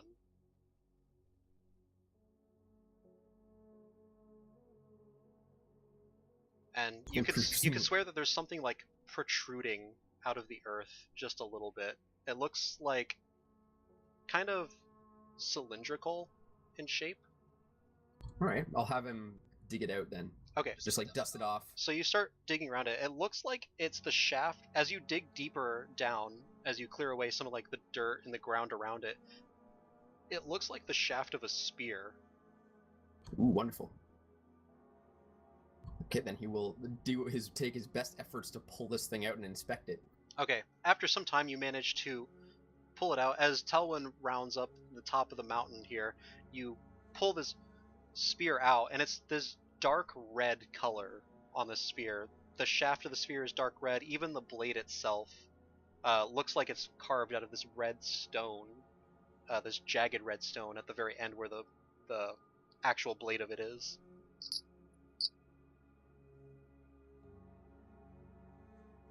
And it's just kind of actually a little bit warm to the touch.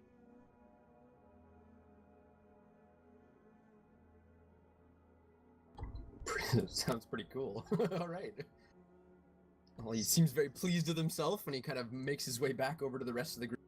There's a very strange and ugly tree over there. I think this may have been the source of those crazy critters that we fought at the vineyard. If that wasn't already quite evident. How far is Telwyn from Duncan when he says this? Pretty close. He's back in the group with you all now.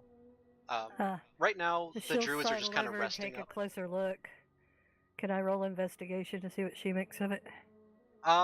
This one or wouldn't be more Arcana or something? Yeah, this wouldn't be more so investigation. This one would be either Arcana, or you could probably do like a history check on this. She's better at Arcana than history. So. Okay. So 20 Arcana. You notice this looks like it would be a spear, and you notice some sigils adorning it. Is she looking at the spear or the tree? Were you looking at the spear or the tree? I thought you were looking at the spear. I was gonna have her look at both of them. I mean, Duncan's pointing this stuff out, so... Okay, so right here I was just assuming the spear. As you look this over, you can see some sigils engraved upon this spear. From what you could tell, this is probably some kind of magical spear. You're not quite sure what it would do, short of like finding like some time to attune to it or identify what it is, but you can definitely tell this would be a magical spear. Okay. She probably knows enough about bards to know it would be good to ask Osmond to check it out and see what he might know. Yeah, let's check the tree. Okay. What in particular do you want to like look at for this tree? Because that like helps me determine like what kind of check you want to make on it. Because Arcana for the Duncan spear is pointed mostly out just going to point there out like if was- it's magic or not. History would like be able to tell you like where it came from or what it might belong to. Right, Duncan was pointing out there was a weird kind of damage done to the tree. And she's going to investigate that and see if she can figure out, what may have been special about this tree. Okay, I'm going to say this one be like a nature check. Yeah, not one of her better ones, but you never know.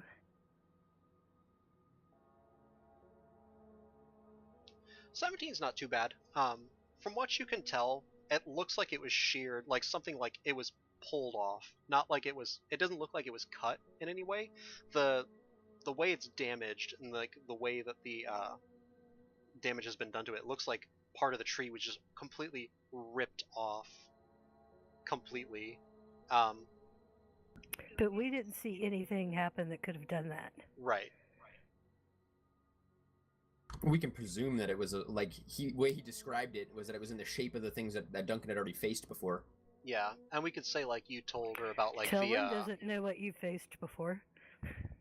Well, he did say like I think this is where those we things had came from. We had at one point he like recapped some of the stuff that had happened to them, some of the adventures, and he would have talked about. Yeah, I just didn't know that he didn't go. He went into that much detail, And we faced these tree warriors. If you're asking my opinion, I think we should burn it. There's nothing. It has an ill look to it. The spear bears further investigation as well. But yes, we might as well burn this. And Telwyn will cast Sacred Flame. Okay. You cast the flames out. It hits the tree, kind of fizzles a little bit. The sap seems to kind of eat up the flames a little bit and start to put the flames out. It seems like the strange sap on it makes it extremely difficult to light this on fire.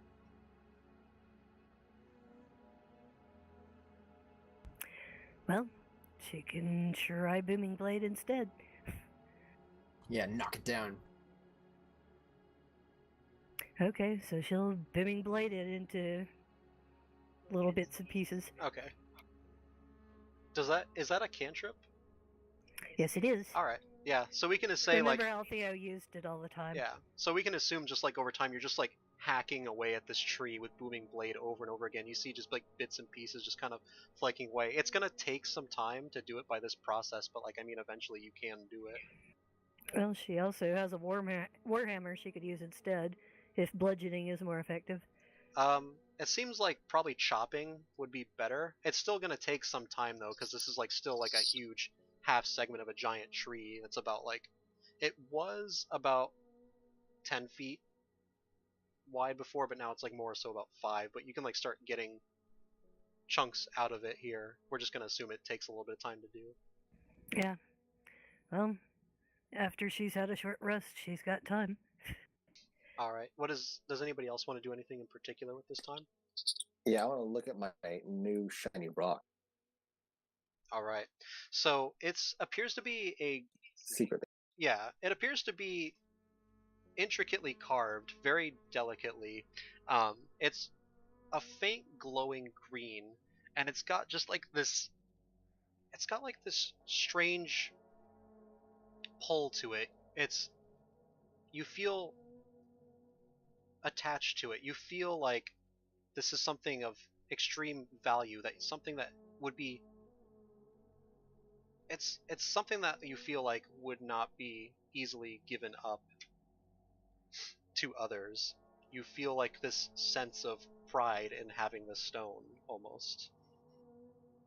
I'm going to hide the shit out of that in my pocket. Okay, you just kind of pocket it there. Tuck that shit away. I'm gonna have you roll a sleight of hand check on this, though. Do we get to roll to see if we notice before he tucks it away? That'll be based on your passive perception.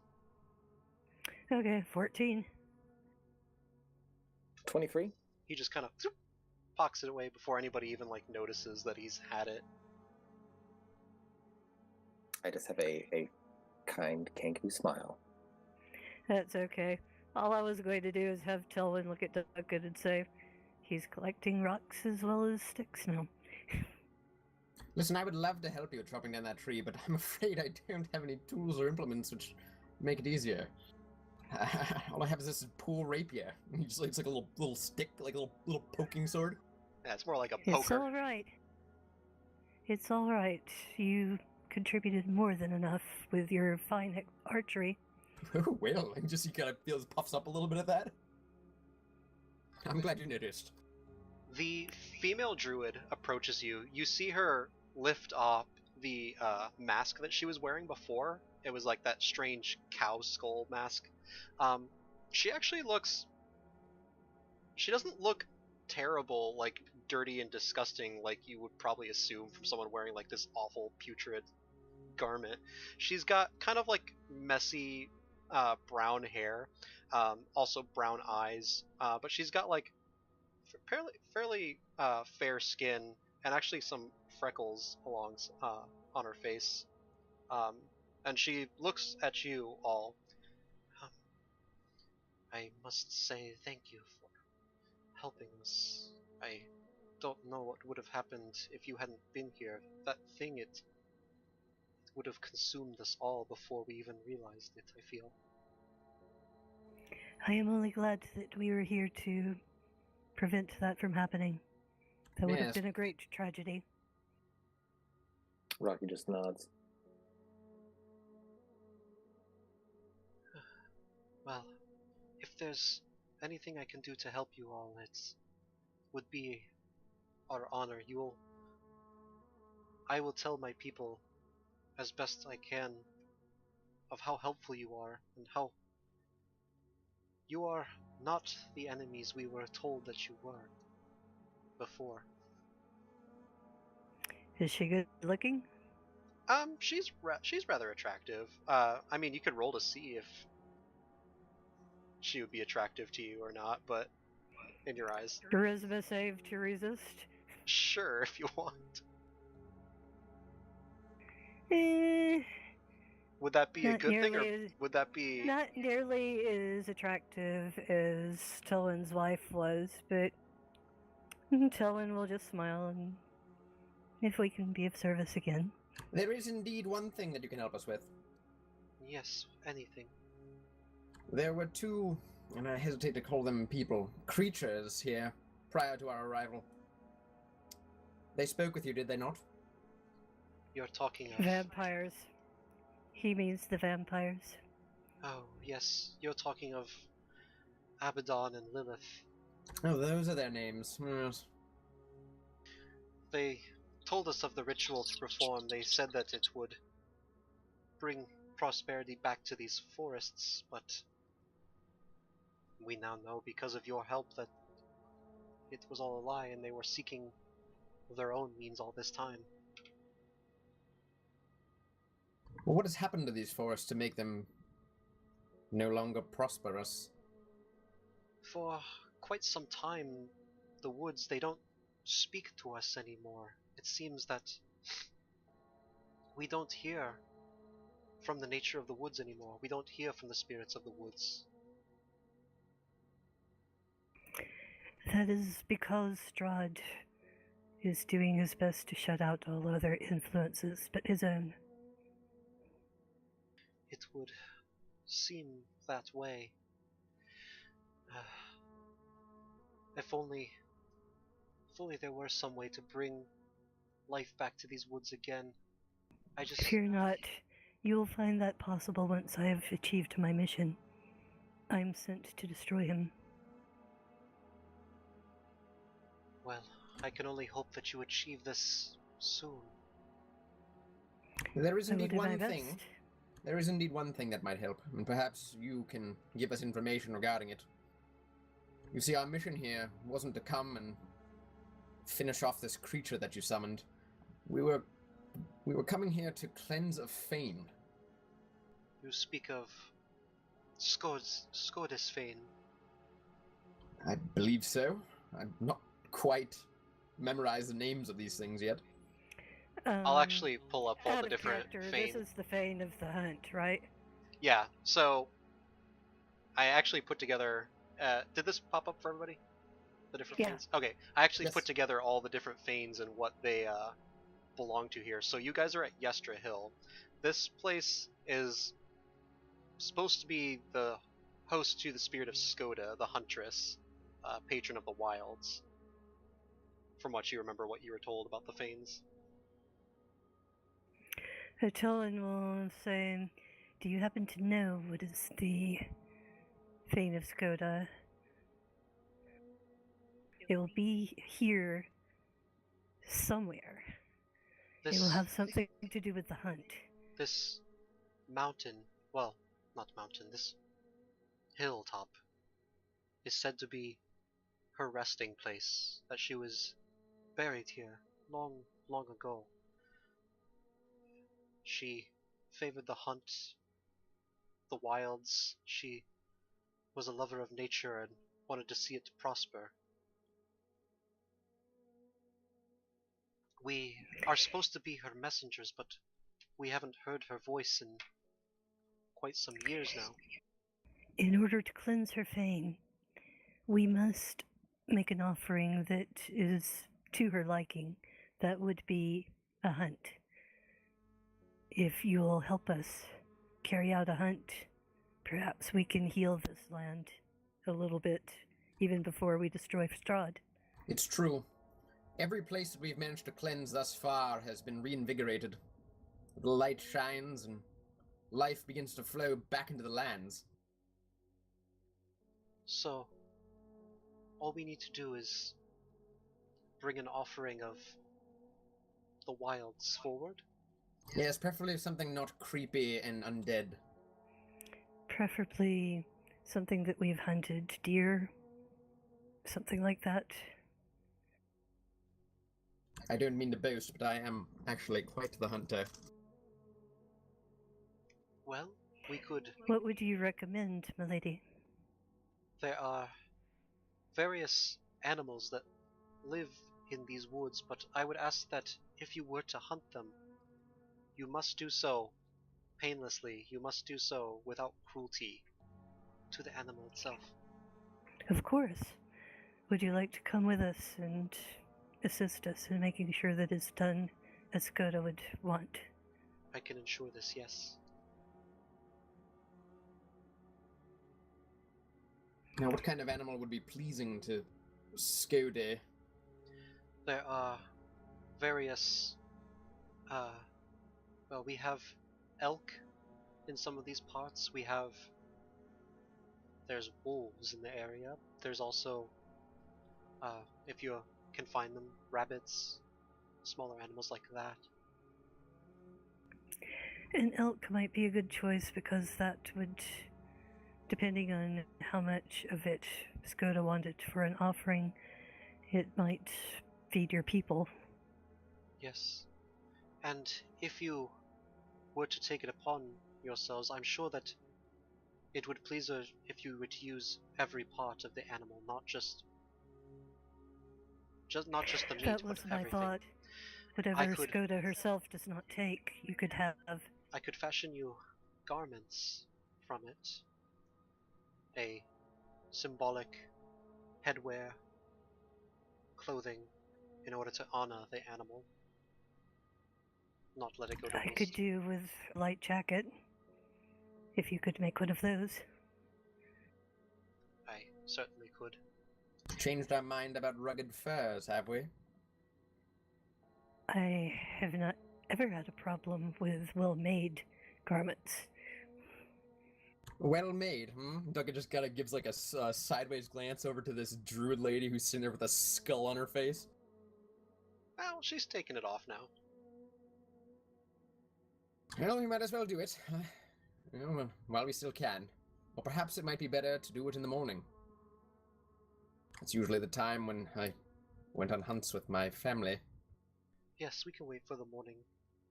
If you're Well, okay. Tilona would know better than we when the best time would be to hunt elk. Yeah. She is familiar with these lands, we are not.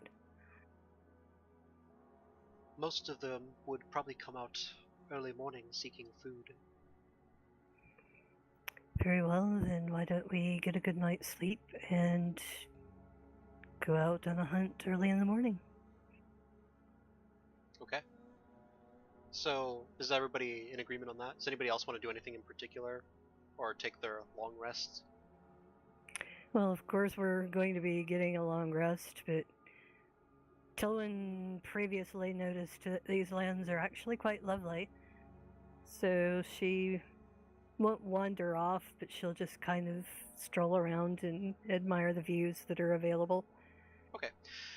As you wander around, you notice that all of these cairns along the side of the mountain are put together out of stones gathered together to make these piles. They all have engravings of names on each of them. It seems that the druids of these areas cared for their dead in a respectful manner, and this whole ritual that Strahd had them going through was quite a desecration to all these this whole burial mound here. You also notice towards the west the shimmering fog in the distance, and as you look through the fog, you catch a glimpse. It looks like your home in the distance. You could see the village that you were raised, the city that you were raised in. You could see it just kind of like shaped in the mist itself. Not Tilwyn's physical, home? not physical and tangible, but it looks like it's made up out of the fog itself. Towards the west. It's only when you get a firm glimpse at it you notice that it's strangely familiar, and notice that it's your home that you see in this wall of fog. To be very clear, we're talking about the Moonshay. Yeah.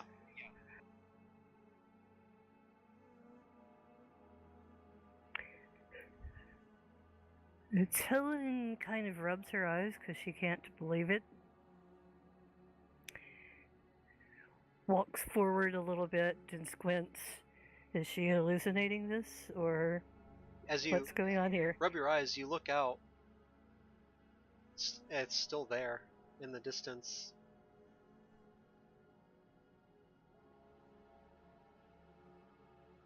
It's like right around over, if you could see on the map, like right around over here. She's going to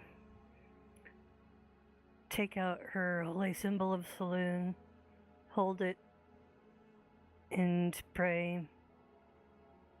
Goddess, there is no way that this accursed land can be connected to my homeland. Please help me to see clearly.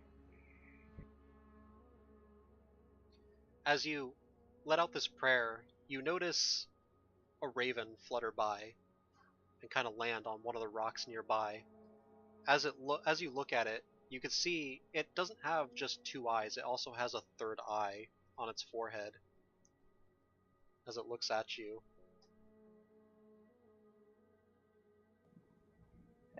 Okay, that's kind of creepy. You notice that the third eye is closed, but all of a sudden opens, and you get this feeling that washes over you. Your eyes kind of take on this new extra sensory feeling as you look around. You could see magic all around the area, suffusing the area. You could see the magic that encircles all the bodies around the ground as they give their life force back into the ground around them, as their bodies go back into the earth to nourish the earth itself back again, become one with nature once more. You could feel in tune with all of them, and as you look out into the fog, you could see this aura of magic going out about through the fog, and what you can identify as an illusion magic all throughout the fog.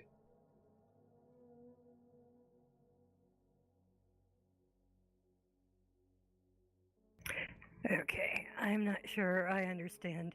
So everything that she's just seen is an illusion. She's just realized this is. Am I understanding you? From what you're There's saying, this you're able vast illusionary terrain going on here. Yeah, so like you can see around you. You could see around you everything is physical and tangible and real. You could see all the magic that's affecting everything around you. And as you look at this wall of fog at the city, you can identify a glow all throughout the fog, that identifies it as illusion magic.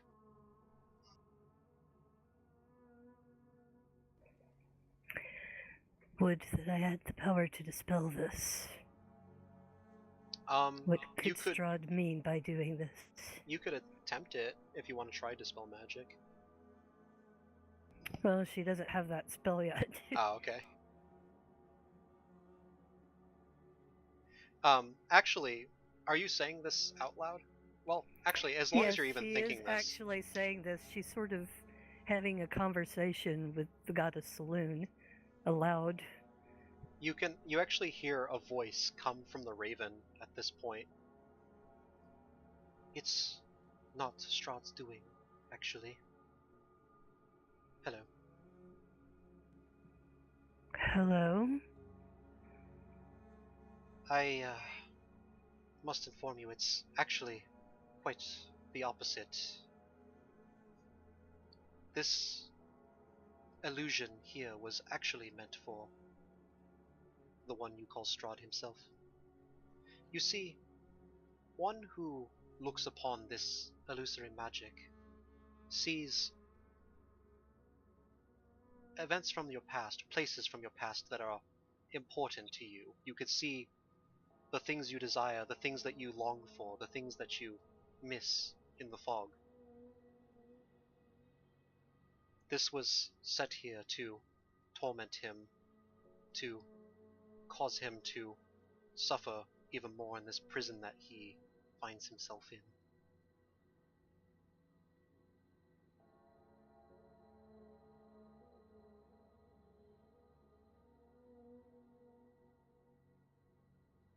What you see is something from your past that you desire, something that you long for, something that you don't have anymore.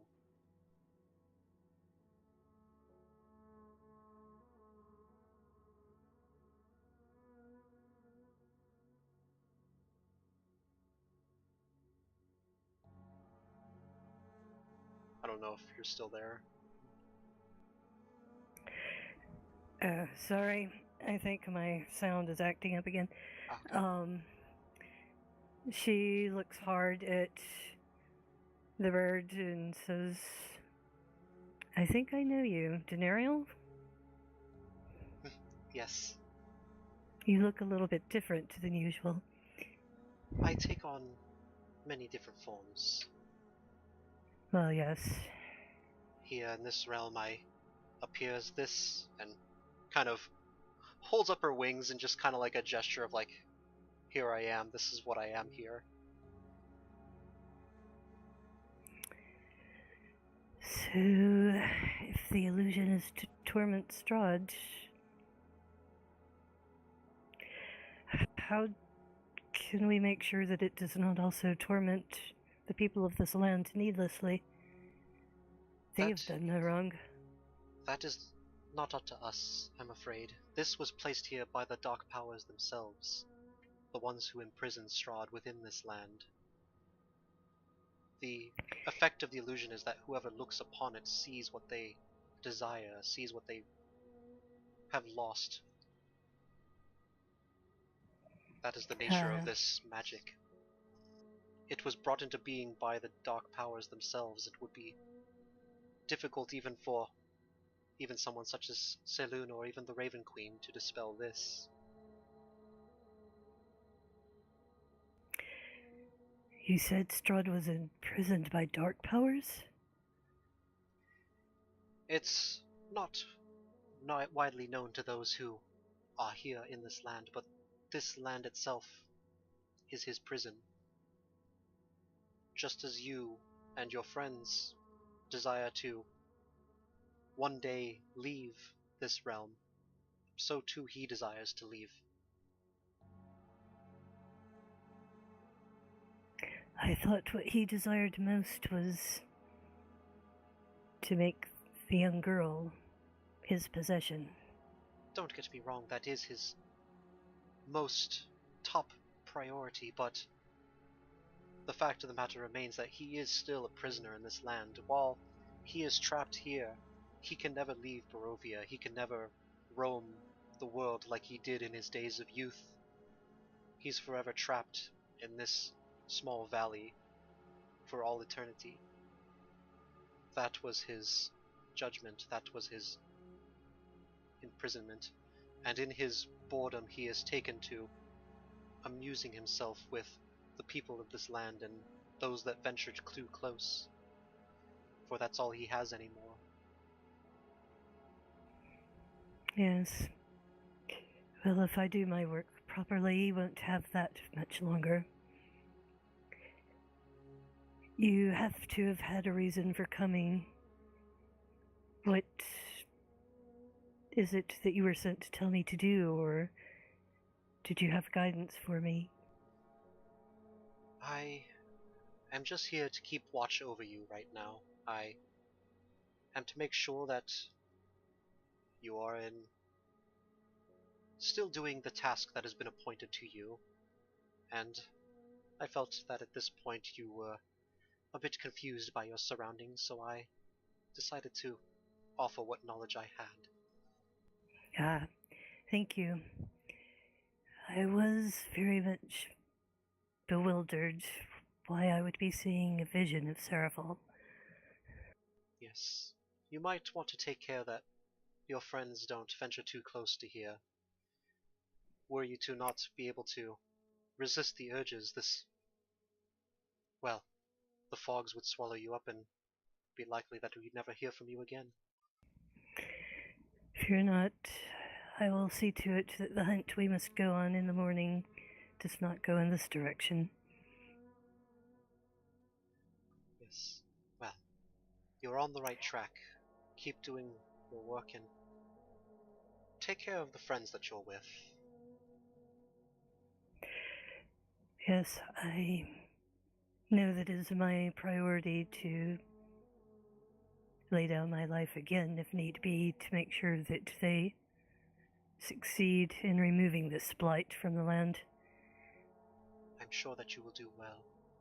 With that, I will bid my farewell. I must attend to other matters. Well, yes, I know that you have other crusaders that you must guide. Yes. Thank you for explaining this. Until next time, Telwyn. And he kind of puts one of his wings up to his head and just you could almost swear it's kind of like a salute, and then just begins to fly off into the north. Yeah, I was just about to say that Telwyn salutes him as he prepares to leave, so So great minds think alike. As everybody else is resting back in the camp, were you wanting to do anything before you turn in for the night? Well, Telwyn will find Talona and do her best to describe where she just was and say it is imperative that we not go on a hunt in that direction. Yes, we know to stay out of the fog there. It's what we see, and it is quite different from what you see, probably. But yes, I would advise in the morning not to head that direction. Then we are agreed. Rest well tonight. See you in the morning. And same to you. What does everybody else want to do? I'd like Duncan to take some time to check out the spear and figure out what's going on with that. Okay. Ooh, real quick. Assuming that we're keeping watches like usual, Telwyn will volunteer for the second watch. All right. Sorry, pray continue. Okay. So you're gonna go ahead. Do you want to just attune to this? Because it seems like something that would need attunement. If that's the case, Duncan will see Telwyn settling in. Just kind of remember her valiant. The way that she handled herself in the face of that foe, and he'll walk over. It's like, this seems like a weapon that might be better suited for your skill set. And he'll kind of offer it to her. Okay. And she'll sit back up and take a look at it. What's he handing her? He's handing you the spear. he found from before. It is interesting. I think it would be well that we learn more about it before any of us uses it. These sigils, I don't know what they mean, and I think it would be good to interpret them before any of us makes much use of it. Perhaps our druid friend knows. At the sight of the spear, actually, Tilinal kind of goes wide-eyed, and she just kind of gasps, "Where did you... is that..." And she kind of like motions her hands forward. That's the spear of Kavan. Of who? Kavan, he was the chieftain who we tried to emulate ourselves after. He did not trust others that were not of the wilds. He was the one that we told you before that wanted to bring the world back to its natural Encouraged you state. to do the things that we found you doing? Sacrificing people? Is that what he was doing? He lived many centuries ago, but he did have some traits where not all of the wilds believed as he did. So basically, recapping, so last session, she described Kavan as a chieftain, a barbarian chieftain that lived a few centuries ago who tried to unite all the other barbarians and druids under one united banner and kind of bring the world back to its natural state, like tear down civilization completely, and kind of just, destroy like all known civilization just to bring it back to the wilds. But she's not talking about the guy that Altheo's evil staff came from. No, that would be Gulthias. Okay. Molly was confused.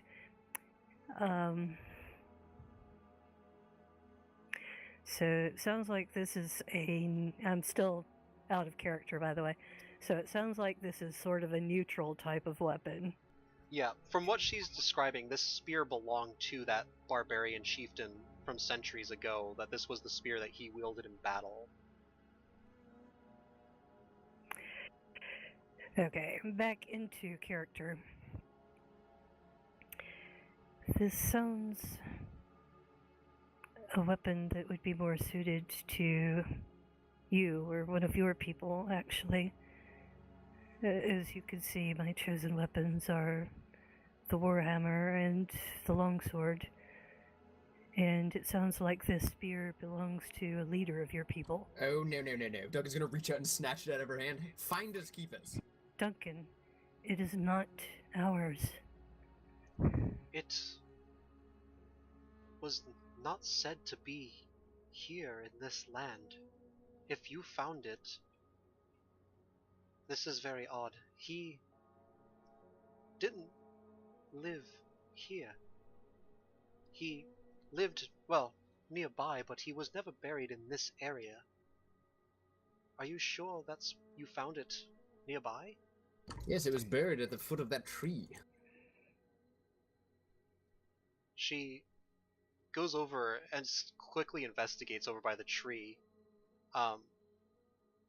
From what she can find, she doesn't see anything. She comes back.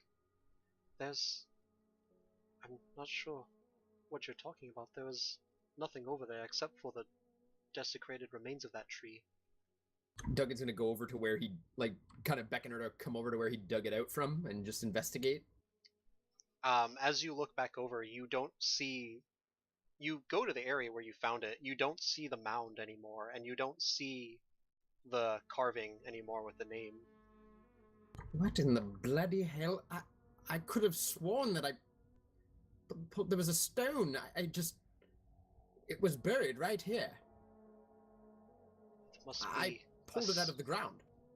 How far is this from the mess that Tellen stumbled into earlier? Oh, it's at the tree. It's on the hill. Yeah, it's way out there.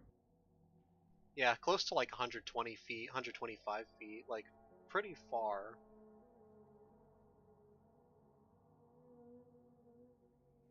Well, and Towan has no idea what's going on. It's not the miss. Unless she can make an arcana check to try to understand what's happened. Yeah, anybody who wants to make an arcana check can. Okay, I'll try that.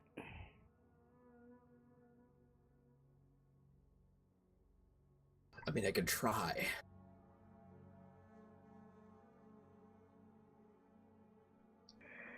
Yeah, Towan doesn't know.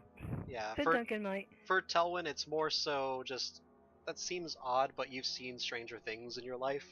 Duncan, Well, this more seems... to the point, Telwyn had been on her way to sleep and got rousted to deal with this. And as far as, Duncan, as far as you can tell, this feels like some kind of sign. It's hard to place, like, what this could have been. You do know, like, people leaving behind... You've heard vague stories of people leaving behind ancient weapons that they once handed down to try and find maybe some kind of new wielder, but you've always chalked that up to legends.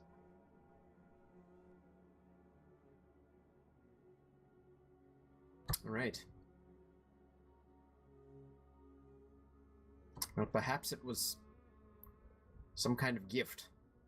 Maybe I shouldn't hand it away so lightly. Well, if you explain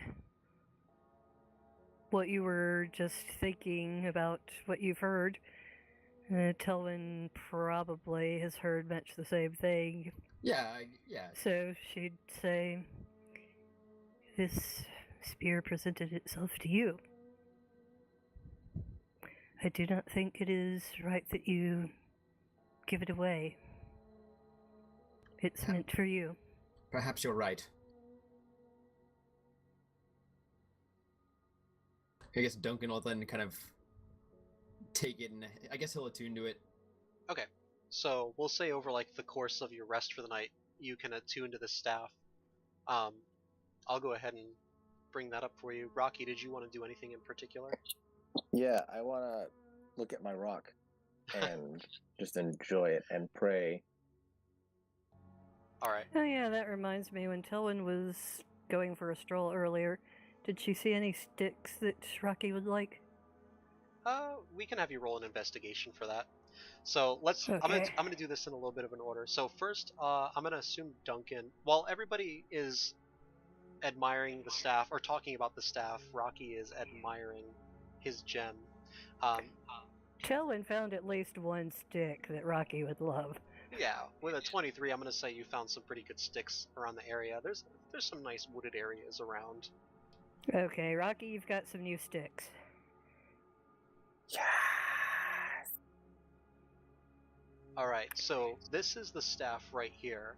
It's what's called a blood spear. So it was once wielded by Kavan, who lived in the Balanuk mountain area long before the arrival of Strahd von Zarevich into these mountains.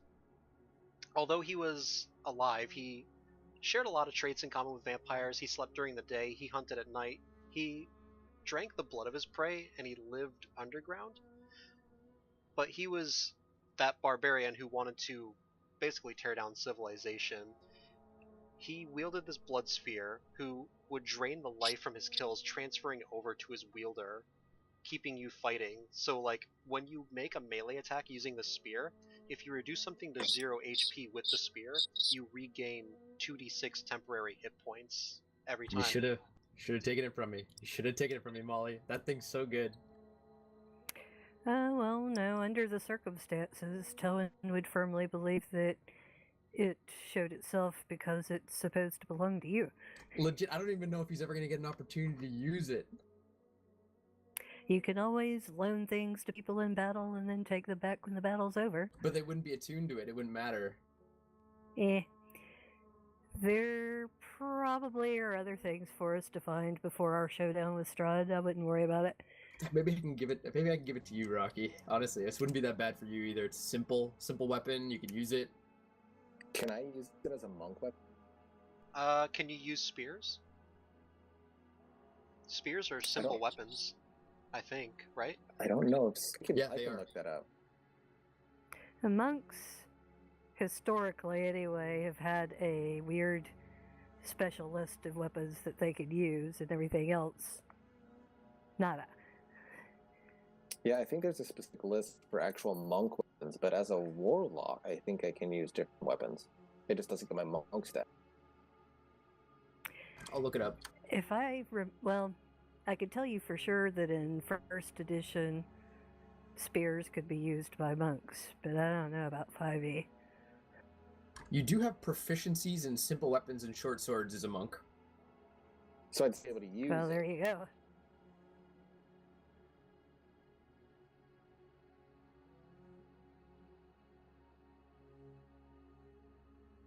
What is this monk weapon thing you're talking about? So If it's one of these kinds of weapons that you're proficient with, it's considered a monk weapon for you, right? Or do you only have so many monk weapons you can have? I know there was a specific list, like a comma and a staff. Are you sure that's just not the quick build stuff that you were looking at? It might be on. Because you can choose from... Oh, no. Wait, I'm pretty sure I saw this when I was checking out Okay. equipment. Hang on. So in hold on. Yeah, Quarterstaff, sickle, spear, or... Yeah. On the D&D, oh, this is a homebrew page.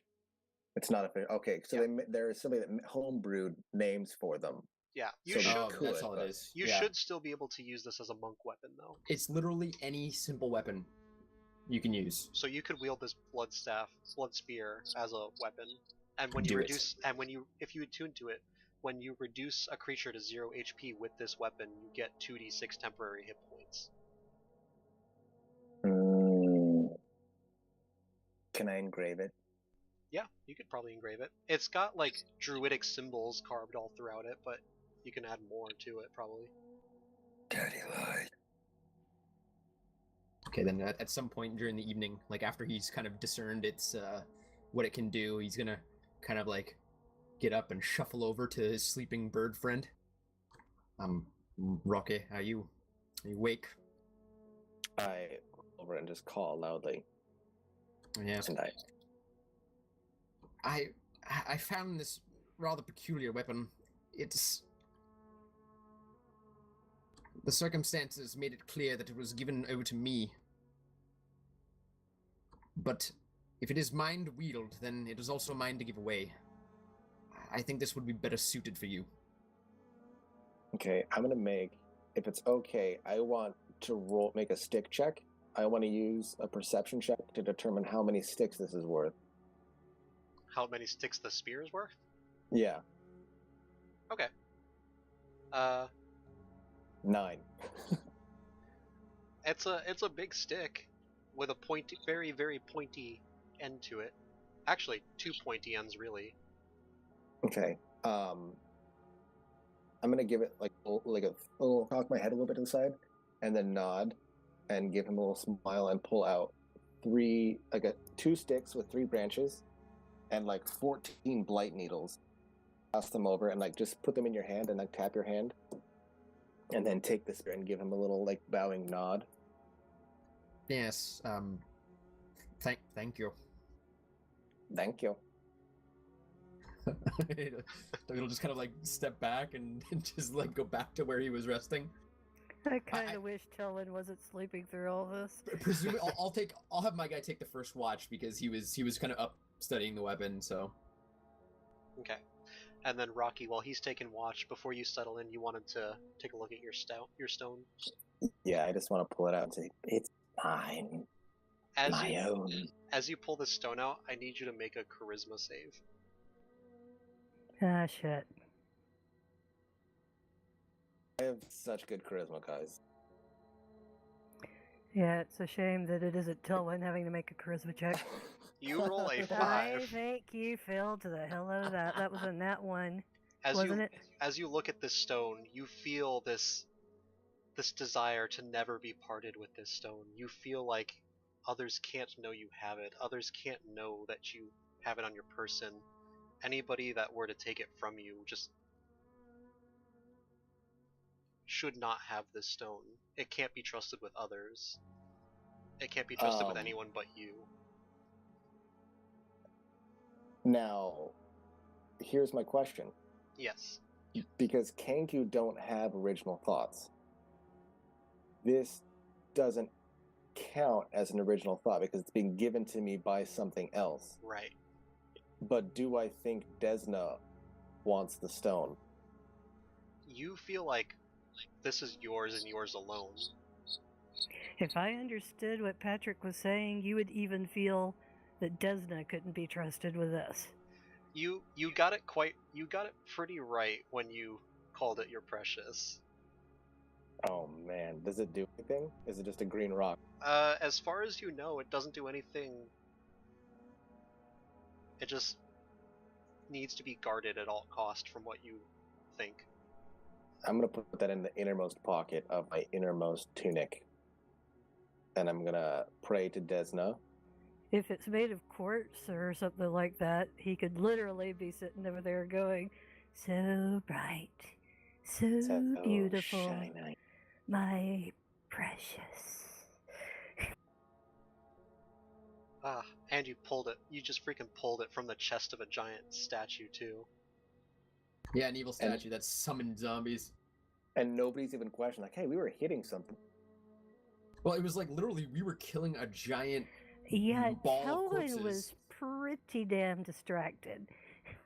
Yeah, it's literally like we're fighting this giant blob, and you're up there like picking this gem off the forehead of some giant stone creature, just like monolith. Since Telwyn had the thought that we should try to destroy the gem, she probably noticed it wasn't there, but she would have figured that Duncan or somebody worked on destroying that thing, because they saw her trying to. Oh, So no. as far as Telwyn's concerned, there's no reason to be concerned here. Yeah, likewise. I mean, Duncan just assumed that it blew up at some point. So you've got yourself a precious, and we don't even have any clue that there's a problem. I have myself a precious stick as well. Well, you better think those sticks that Telwyn found for you are precious. Episode 1 of Rocky turning into Gollum. This is like Attack of the Clones level nonsense about to go on. It's just going to be good. Don't worry, at some point we'll notice that you're not right. And I assume that between us we'll be able to take the rock away from Are you. you crazy? It's Rocky. He always seems not right. I am just going to say I have a stick that kills people. I will defend this rock with my stick that kills people. And This you have rock is your my life. stick that kills people also like absorbs people's life force out of it and gives it to you. You basically like drain the soul out of them and transfer it into yourself. Yeah, but we have our little tricks too. Alright. Do you want to do anything else before going to bed? I'm just going to pray to Desna and then I'm going to go to sleep. Alright. So you settle in for the night. Duncan, since you're taking watch, I'm going to have you roll a perception check. And I'm going to roll something here. It is bloody dark out there. Yeah, it's night. It's dark. You just fought a huge battle. You're just thinking about, like, a nice bed back in Vallaki Well, or this in might be Krezk. the new moon. So it really would be dark. It's the new moon. Yeah, it's about that time of the month, I think, for, like, a new moon. Actually, if I have my calendar right, in-game calendar. I haven't had a chance to work out yet what the different phases of the moon probably mean to Saloon's worshippers. Do you have any ideas for what the new moon would mean?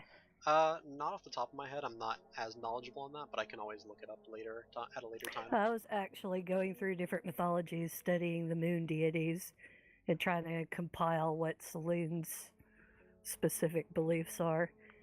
Yeah, But I haven't that'd be finished something. that yet. That'd be something I'd research at a later time. That'd be pretty cool to go into. What I had found so far would indicate that new moons are bad things to moon worshippers because, the moon has died in some mythoses, and in others it's trapped or whatever. So Yeah, it'd be like how the waterbenders feel in the Avatar realm.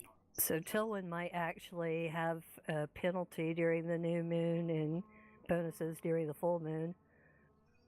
At We your can discretion. look through that. So Duncan, you don't really notice much out in the nighttime.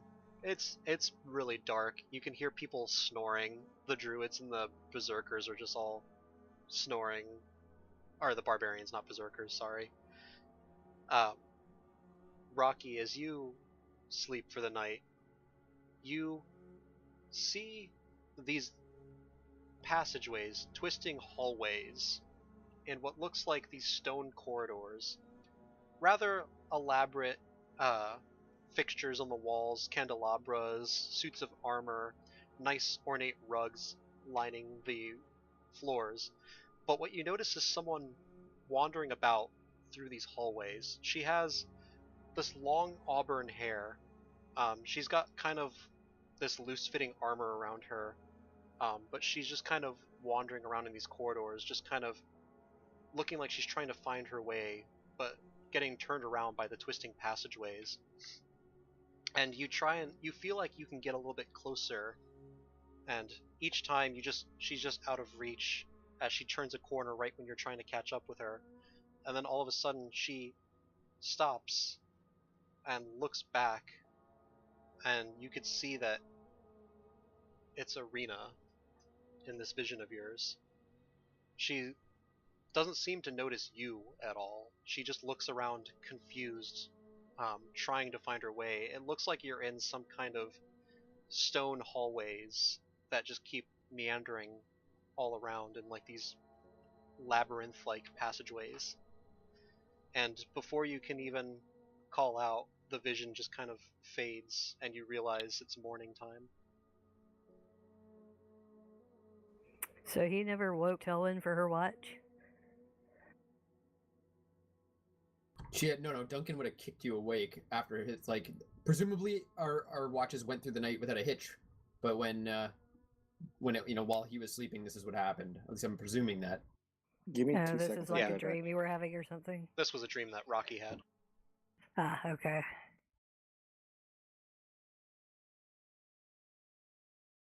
Of course, there was something shuffling around during my watch, but I didn't notice it. Well, I'll just say that when Tilwyn does her usual looking at the night sky during her prayers to Saloon and notices that it's the new moon, she finds that kind of disturbing.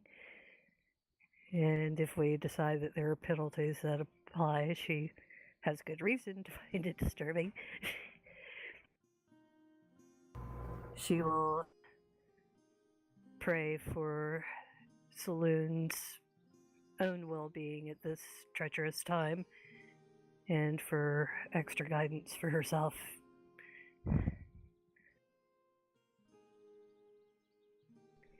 And of course, she'll pray to the Raven Queen and keep her watch. Okay, I'm actually going to have you roll a perception check as well, but... Until we work out specifics, do you want to say there's like a -2 or something to the check or what? No, just roll as normal for right now. It's okay. Okay. Yeah, I don't think the phases of the moon should affect you mechanically, but maybe you just RP that. I think it would be kind of cool to have the mechanics, though, to reflect, how sincere her devotion is and how it affects her personally. I'd probably have it affect it in like certain ways, but not like changing what your roles are. Okay, well, if you change your mind, I'd be cool with it. Okay. So, morning time comes. Nothing out of the ordinary in the nighttime. You notice all the others, the druids and the barbarians, are starting to wake up and stretch about. All your compatriots, I'm assuming you guys all kind of wake up around the same time, or you get each other up. I presume that Osmond skedaddled at some point in the night. Yeah. Osmond and Mautan seem to have left a note saying that they ventured off for just a little bit to kind of take care of something. So we're just going to have them fade out for the meanwhile. And whenever they join back in, we'll have them fade back in. That's okay. I never liked that smelly halfling anyways. Was that perception check for last night during Tilwyn's watch? Or... Yeah. Okay. Well, she was fairly perceptive. I don't know what she perceived, but she was fairly perceptive. From my roll, there was actually a very peaceful night. Ah, good. Would you look We at could that? do with that. Which was good in the case of the 5 perception from Duncan. Yes.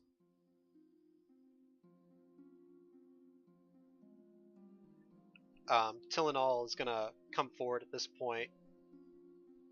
She just kind of yawns a little bit.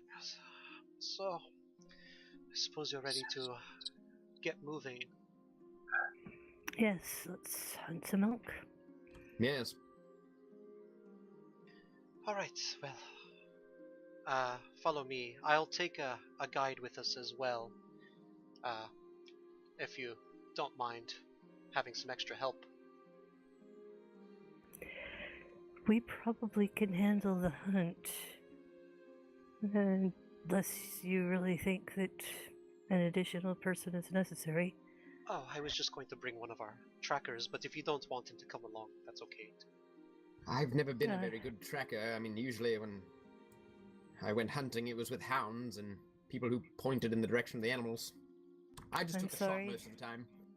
I thought perhaps you could be our guide and tracker. Well, I could try for sure. Just bring this person. I mean, whoever we can get with us to get this done quicker, the better, right? Well, I could give it a try. I'm not as good as Kazarov here, but I could give it a go. I'm not going on some half-assed hunt. You can bring Kazarov along. Well, if Duncan, there really is no need to be so perturbed. Fine. Well, bring your tracker. Let's go hunt some milk. At the earliest opportunity, I want to see if I can pull Duncan aside when he's available and I'm awake. yeah, we'll have you do that. We're just assuming that everybody's getting ready for the hunt in the morning. So you go ahead and pull Duncan aside to talk to him. What do you want, Bird Brain? How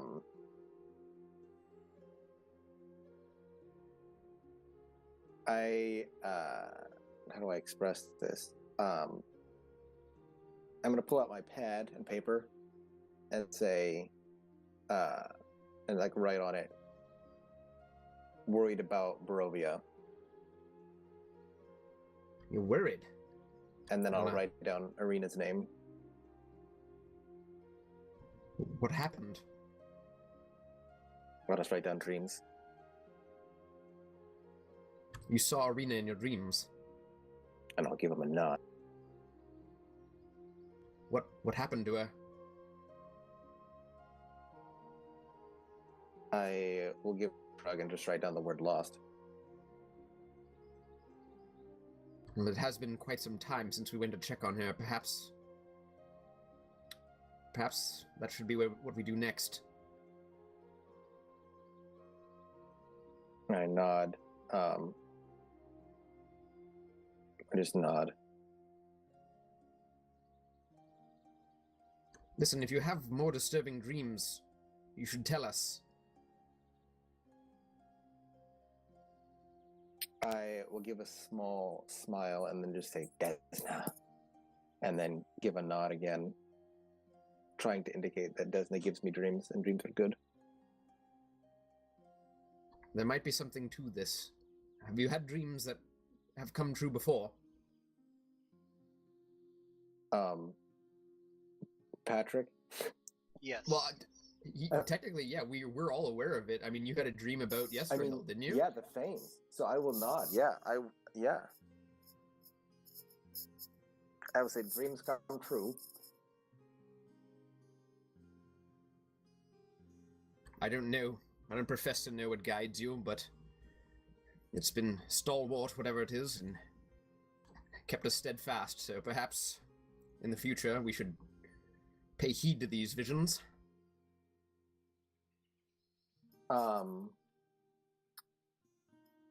Patrick, can I roll a straight intelligence check to see if I make a connection? Yeah, go for it.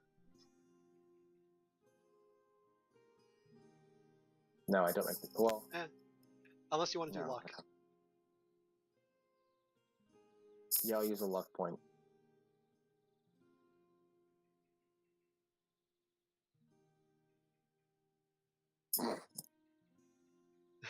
I'm assuming you want the 2 instead of the nat 1. Yeah, I'll take the 2. No, that would have been a funny moment. I don't make that connection. I will just nod gravely and then just give a little smile and just say Desna again, indicating that I know where my guidance comes from. All right, but if you manage to elucidate any more knowledge from it, then perhaps it's worth sharing. Just keep it in mind, Bird Brain. These visions could come in handy. Come in handy. And then I'll just nod. Yes, try not to imitate me, please. Please. Yeah, he'll just shake his head and just walk away. He waves goodbye.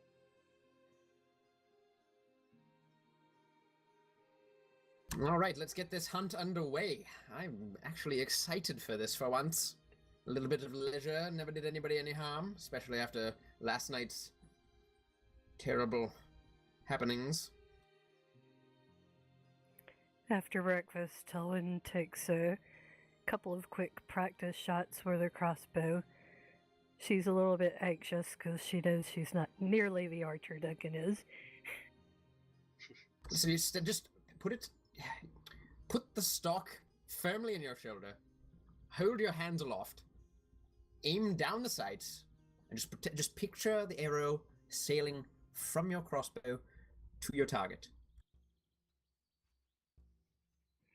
I'm actually going to roll for a shot and see if that advice is helping. I'll say do it with advantage with his coaching. Really? Sweet.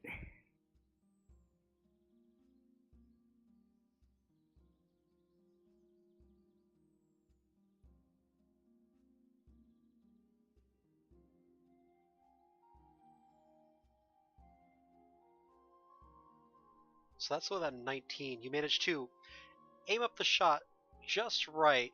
You do your breathing Not just in the right moment. exactly dead center, but pretty close. And It's a pretty damn good shot, though. she breaks into a smile and says, "Oh, in all my centuries, nobody put it that way before. Thank you." Yes, there are many nuances to firing the crossbow, but the more time you spend with her, the more time she treats you right. She's like a woman, you see. I do see. I've noticed that. And she winks at Duncan, retrieves her crossbow bolt. Duncan, go ahead and take an inspiration from that. I already have an inspiration.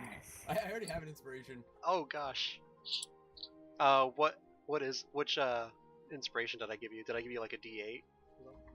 I don't know. It was from the fane though. It was from the fane that I talked to.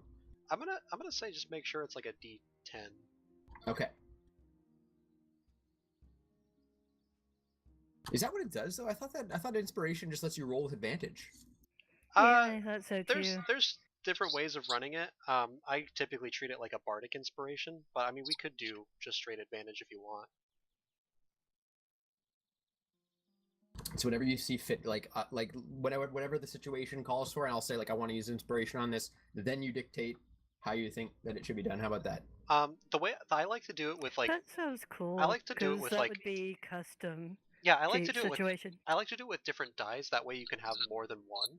So like you currently have a D8 and a D10 right now. Yeah, that's nice.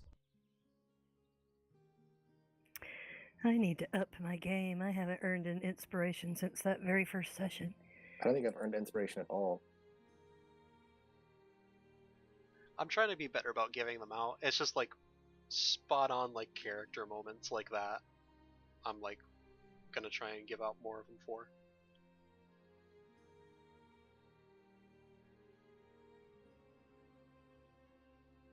So presumably we're all gonna have breakfast. Yes. Or chew on some rations. So everybody gets all their provisions ready to venture into the woods for a bit of a hunt.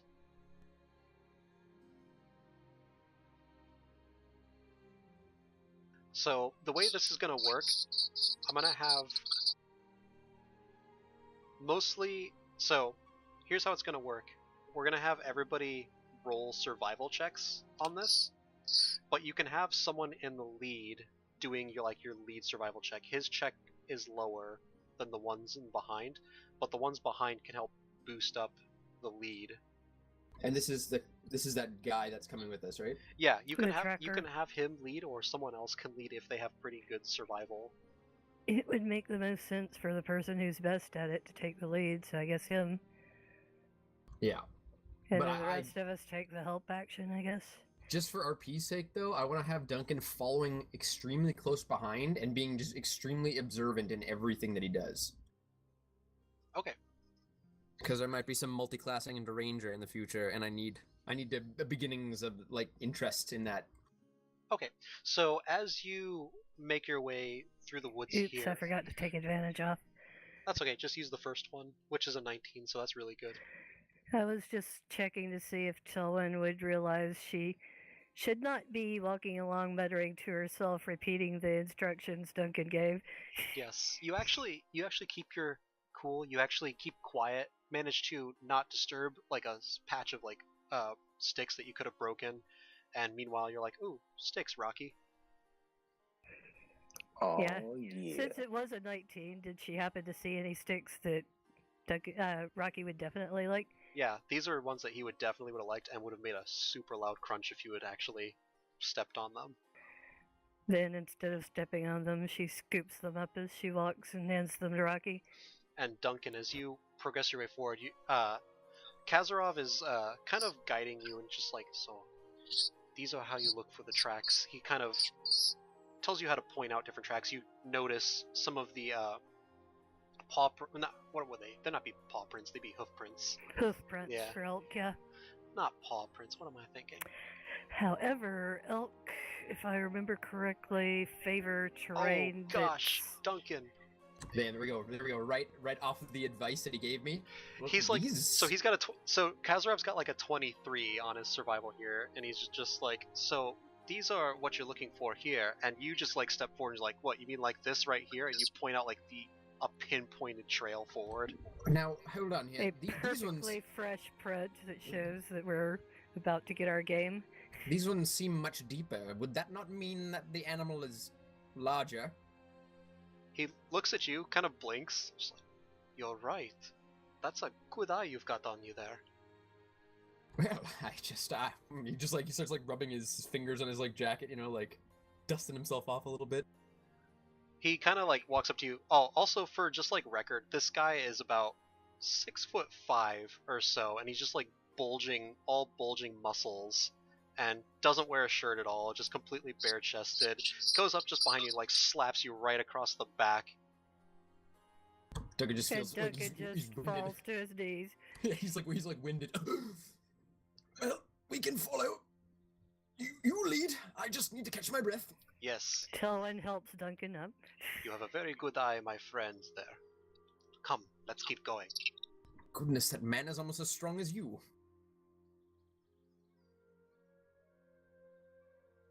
He keeps going further and further down. Oh gosh, with a nat 20, I'm gonna say like you don't even need to spend that much time tracking this thing. You managed to get a good you managed to hone in on it rather quickly. You see like this clearing, and right in the dead center of the clearing you see pretty good size elk. And I don't know if you like ever seen elk, but they're massive creatures. like terrifyingly massive creatures. Yeah, and they make horrifying sounds. Yeah. Oh gosh, I wish I had an elk call because they're so scary sounding. I actually have heard and seen elk, so I can imagine it, but I don't know how to describe it. It's like It's like the gates of hell opening in front of you. yeah, it's like nails on a It chalkboard. wasn't that bad. Hearing the screams of the agonized. It sounds like some unnatural creature in the woods. So it must be mating season or something. But you see, this one's a male. He's got just these massive horns on him. Good size to him, good heft. He's like a few 100 pounds. He's got to be. Duncan like standing at a like he's like just peering through a bush, standing right next to Telvin. Nice rack. I mean the elk. And Tilwyn smiles brightly, glances at her chest. Thank you. I'm gonna at this point. I want everybody to go ahead and roll a stealth check, just to not startle this thing as you come into the by the clear. I'm gonna put a luck point. Oh gosh! Oh gosh! Tilwyn's wearing Skellmail armor, so there's a limit to how stealthy she could be, probably. Well, a little bit of bad news. Your scout sucks. No, it wasn't the scout. It was us. We made too much noise. We were tromping through the brush. That's still a 7 with a nat 1, but still it's a nat 1. As you go forward, there's just a patch of sticks that he didn't quite see, and just hear crunch. And the elk suddenly looks up, trying to pinpoint the sound. Can we take a snapshot at it with disadvantage? Yeah, I was about to say, Tilwyn will say, Duncan, quick! Yeah, go for it. Tilwyn will try, but this is not going to be good. Disadvantage, you Yeah. said? Anybody who's taking their shots. Oh my gosh, alright. Okay, I will use the superiority die for precision.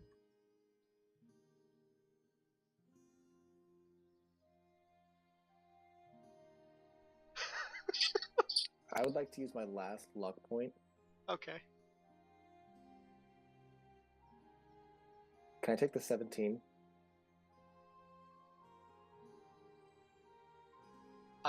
Hey, if I used Favored by the Gods, would that still add to it, even though this is a disadvantage? I think so. Remind me again how Favored by the Gods works. For a skill check or saving throw or attack roll, once per rest, Tilwyn can add. Oh heck. It's either 2d4 or 3d4. Let me check. Anyway, she adds that to her roll. Okay. Favored by the Gods. I'm gonna say with a 17, Rocky, you actually hit though with the dart. But you can see if anybody else hits too. So let's see here. Duncan, your roll is It's only at It's 13, I think. 2d4. 13. I think just hits. I'm pretty sure. I have to relook up this stat here.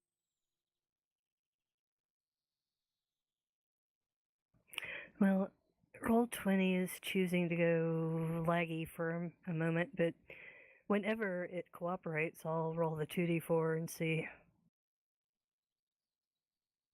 Okay, so 13 was just the one you needed to make. Whew. So Duncan and Rocky both have made their shot, and so has the scout. So that means this thing's getting shot by 3 different things all at once.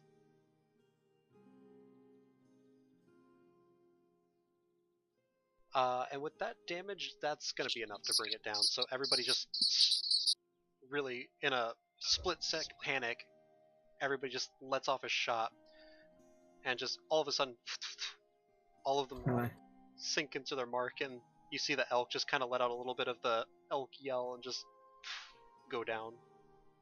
I can't say it was the cleanest kill, but it did the trick. Well, Telwyn still would have missed. Yeah. Hopefully it's acceptable for an offering. It did need to be a clean kill.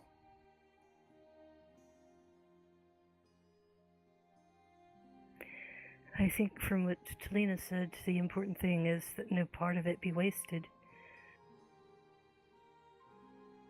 Yes, and I didn't really like the sight of blood. Which one of you will be butchering this animal?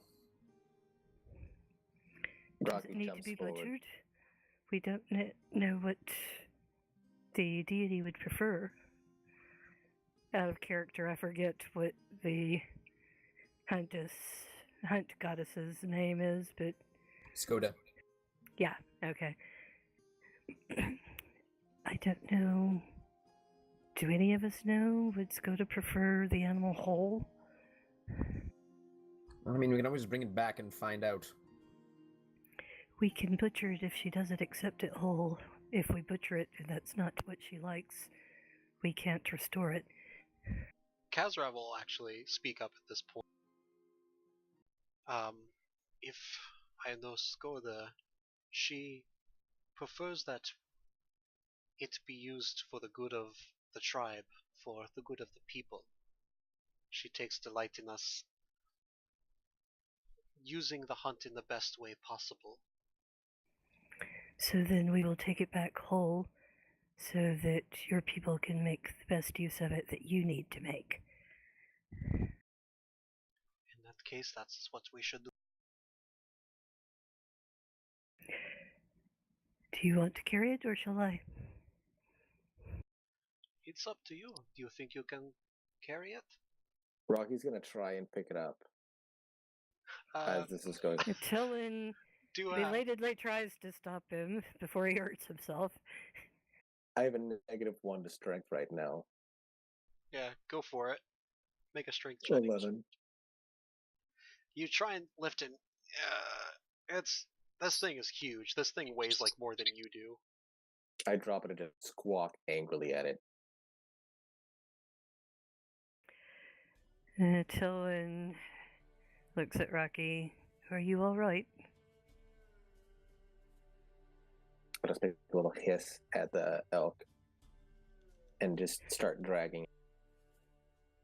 Duncan isn't even bothering to step forward and try. Like, it's pretty clear from the way that he's just kind of like treating the whole situation. He's never had to carry anything for himself in his entire life.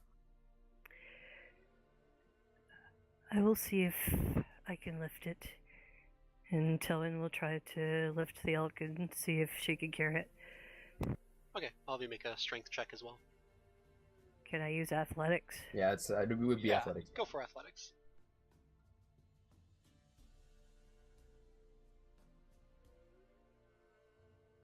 I'm gonna say, sorry, with a 15, it's a little tough. You managed to get it pretty good ways off the ground. It's still massively heavy, and you feel it like draining at your strength, but you can hold it in both arms decently. I could do a little bit of assistance, but if you can't assist, I can manage. If we take a couple of breaks of the way. No, There are I'll ways go to ahead. make this easier. I'll go ahead and get the other side. Kazarov kind of helps you with the other end. You can feel like a huge chunk of the weight just lifted. Okay, I guess we'll work together to carry it back.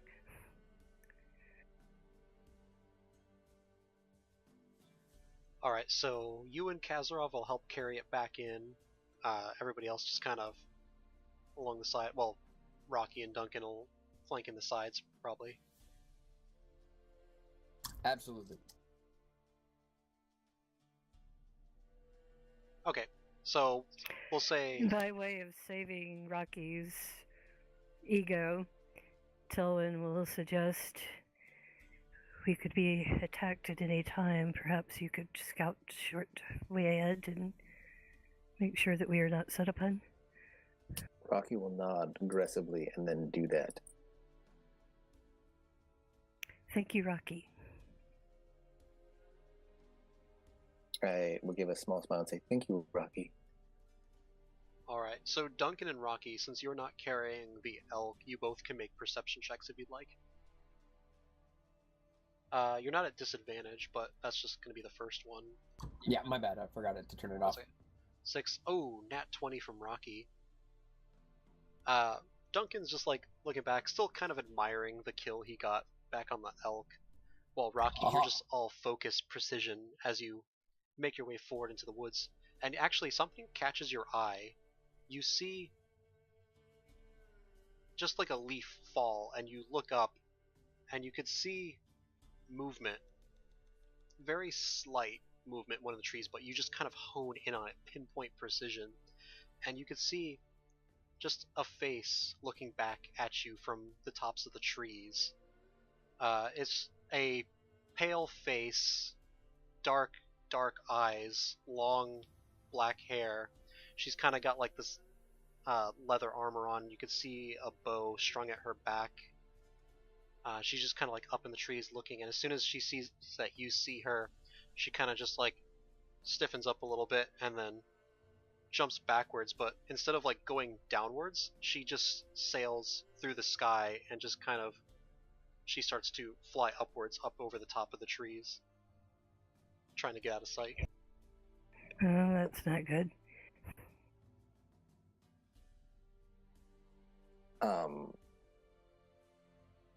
Rocky holds up a hand and then makes a flapping motion with his arms and points in the direction that it is.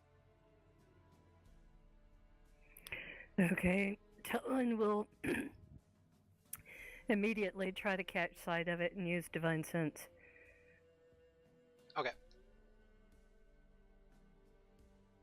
You can go ahead and sense the... So Divine Sense is about 30 feet, right? Or 60 feet? I was just trying to check. I hadn't quite found it on my character sheet yet. Is... I think it's about 60 from what I remember, but we'll assume that. It's 60 feet. Yeah. So 60 feet. You, as soon as Rocky points it out, you notice like the rustling of leaves and like the figure just like going up over the tops, and flying out. But you do reach out with your divine sense, and you get the sense of undead coming from whatever shot out over the tops of the trees. It looks to be leaving. Tilwyn hisses, "Vampire." Where? Just like looking around in the treetops. It's flying away. It was a vampire, right? Because she can tell the type. Yeah, it's a vampire.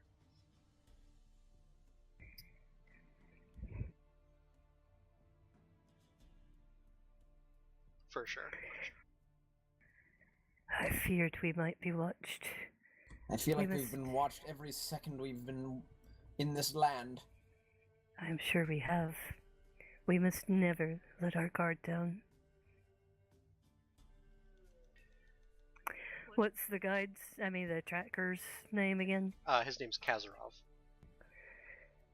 Kazarov, do you think you could carry the elk alone? I want to be ready to defend us if we are attacked.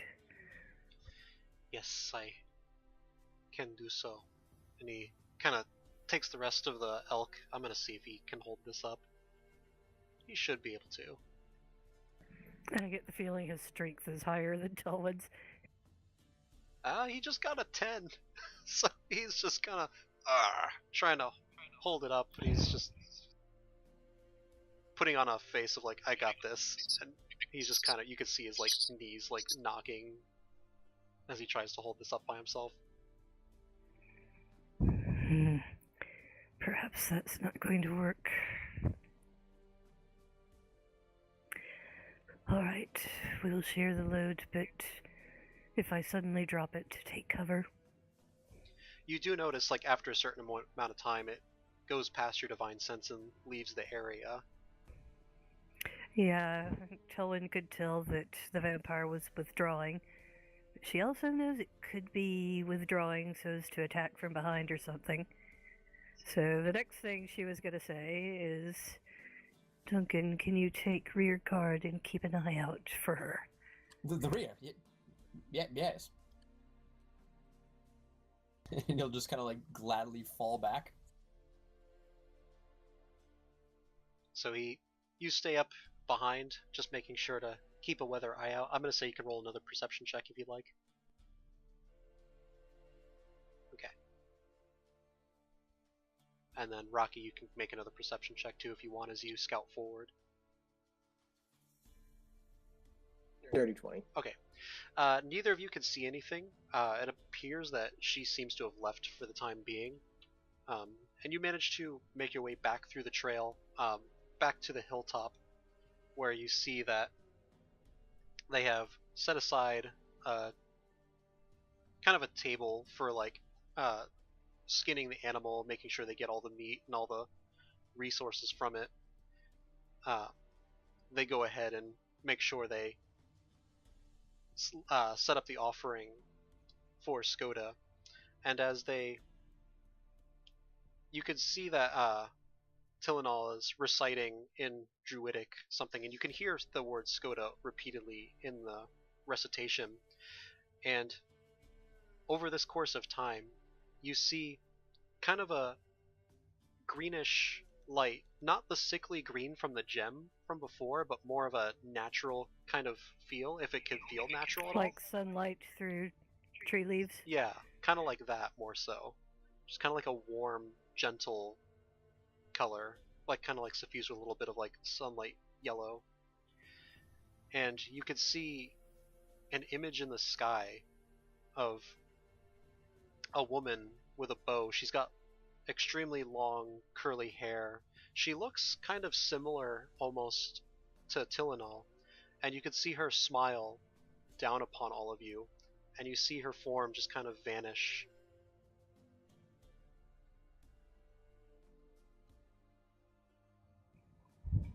And then the area around here just seems to be almost like an area of sunlight, kind of like what happened back at the Abbey. There's still like the clouds overhead blocking out the sun, but it feels like this area is bathed in warmth. The chill from before is gone, and now there's a warm glow to the area around. I rolled perception because Tellen is primarily focused on keeping an eye out for vampires. Okay. So she probably takes in a sign or two that things are working, but yeah, she's very distracted. You notice, yeah, the ritual seems to go alright, and as you look around, you don't see any sign of the vampire anymore. It looks like it's retreated for now. Still, she's very antsy. She is not letting her guard down for a second. Oh, I understand completely. And with that, you have now cleansed a second fane. And with that, that's where we're going to end the session for tonight. Ooh, third fane, actually. Yeah, true. And I'm pretty sure, I have to calculate it out, but I'm pretty sure this is enough to level everybody up. Sweet. Because that was a good challenge rating on the corpse mound, plus the zombies it pooped out give you a little bit XP too. And doing the Fane was worth like another bunch of XP points, and then role-playing this session was really good, so that's another bunch of XP there. Let me see where you guys are at. If we did level up, I was planning to take the tough feat. Okay. Just to give you a heads up. Right, because we're at level... Oh yeah, we're at level 8. Yeah. How are we gonna roll mine? So let's take the upgrades from the leg, because I'm level 8, so that's typically, if I stuck with Monk, it'd be a stat increase, but because I'm multi-classing into Warlock, I take the Warlock updates. So here's the thing. You only get the ability score upgrade when you get to like the upgrade for that class level. So if you're not getting to level 4 or 8 for that class, you don't get the ability score upgrade or feat option. That's... So like even though you're level 8, if you're not reaching level 8 for that class, you don't get the ability score upgrade or the feat option for that class.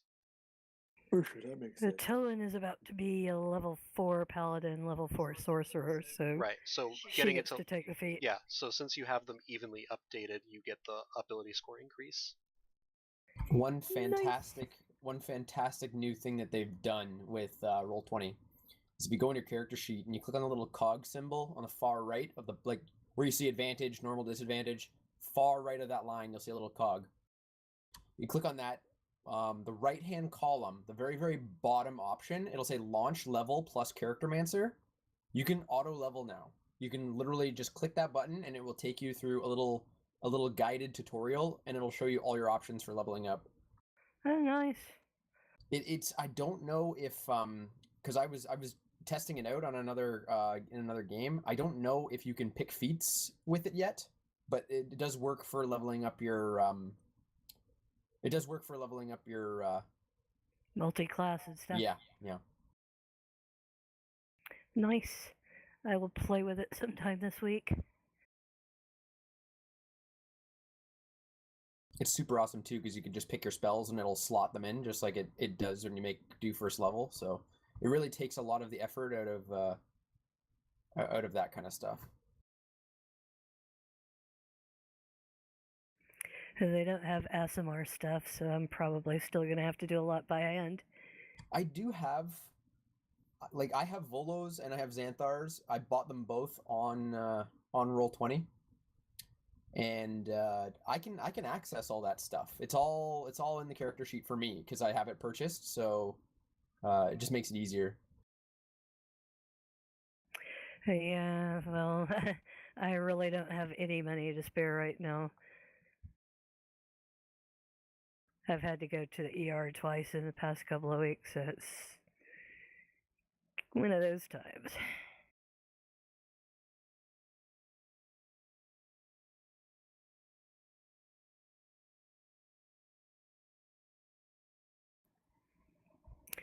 But anyway, I hope we did level up because it'll be nice to take the tough feat. Okay, we're just a little bit off. So like one more combat encounter actually should level you guys up. Ah. You're saying the elk didn't count as a combat encounter? The elk never stood a chance. Yeah, but it's still the elk did. It wasn't enough experience quite to get you all the way there. You're like literally just need like a little bit. You could like fight one more good creature and then you're like there at level 8. Well, if you feel really generous, you could kind of give a little bit of combat XP for Tillin immediately going into warrior captain mode when we found out there was a vampire watching us. Okay, you take point, you take rear guard. I'm going to be ready to fight at a moment's notice, blah, blah, blah, blah, blah. Yeah, divided up amongst the 3 of you though, like you each got like almost 4,000 XP apiece. Wow.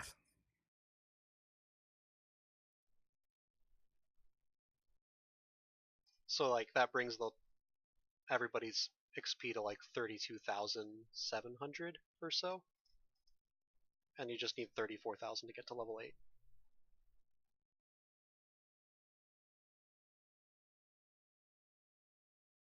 That corpse mound was worth like a huge chunk of XP.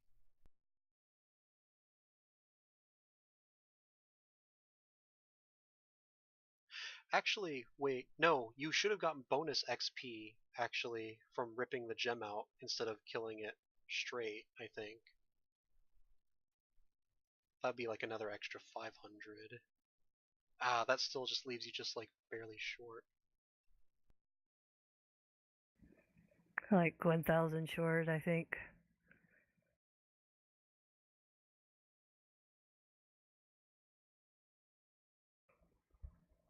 Wait, you said we'd be like 32,700 plus 500. We'd be a little under 1,000 short. According to this, you need 300 more XP to level up. Oh man, so close. So, literally, you could go out and like... Can we retcon that Duncan took a shot at the vampire? It's alright. It's alright. We'll just deal with it. It's okay. That means next session, like, with roleplay XP alone, you're guaranteed to level up. Unless we're all having a really bad roleplay night. Yes, there were some really good moments tonight. Like you actually got to talk to. I always blank on the name for. Talona? No, Rocky? for the Raven lady. spiritual guide. Oh. Him. Yeah. Denariel. Yeah. And then Rocky had his. Oh gosh, I can't believe you didn't make the save for that stone. I have such bad charisma. Yeah, that. Yeah, well, once you realize it's a bad thing, hopefully you could make another save. It's more so like the stone doesn't belong to you. You belong to that stone now, Rocky. Desna will save me. And then Duncan had like really good moments, like training Telwyn in archery, and then learning ranger skills from the man from the woods. I should have taken time to learn to track the vampire. And that would have made it even better. Well, if you multi-class ranger, that's actually really. Yeah, you could take favorite enemy and That's track exactly- whatever the hell you want. You have no idea. You guys might have a monster slayer in your midst soon. That's right. Hey, They do have we're not going to complain. They do have a monster slayer ranger class. Damn right they do. Yeah, I know, because I thought about taking that for a backup character. But I've always had a fondness for paladins. I just need something to, like, I was gonna do full fighter, but I really need something to vary my damage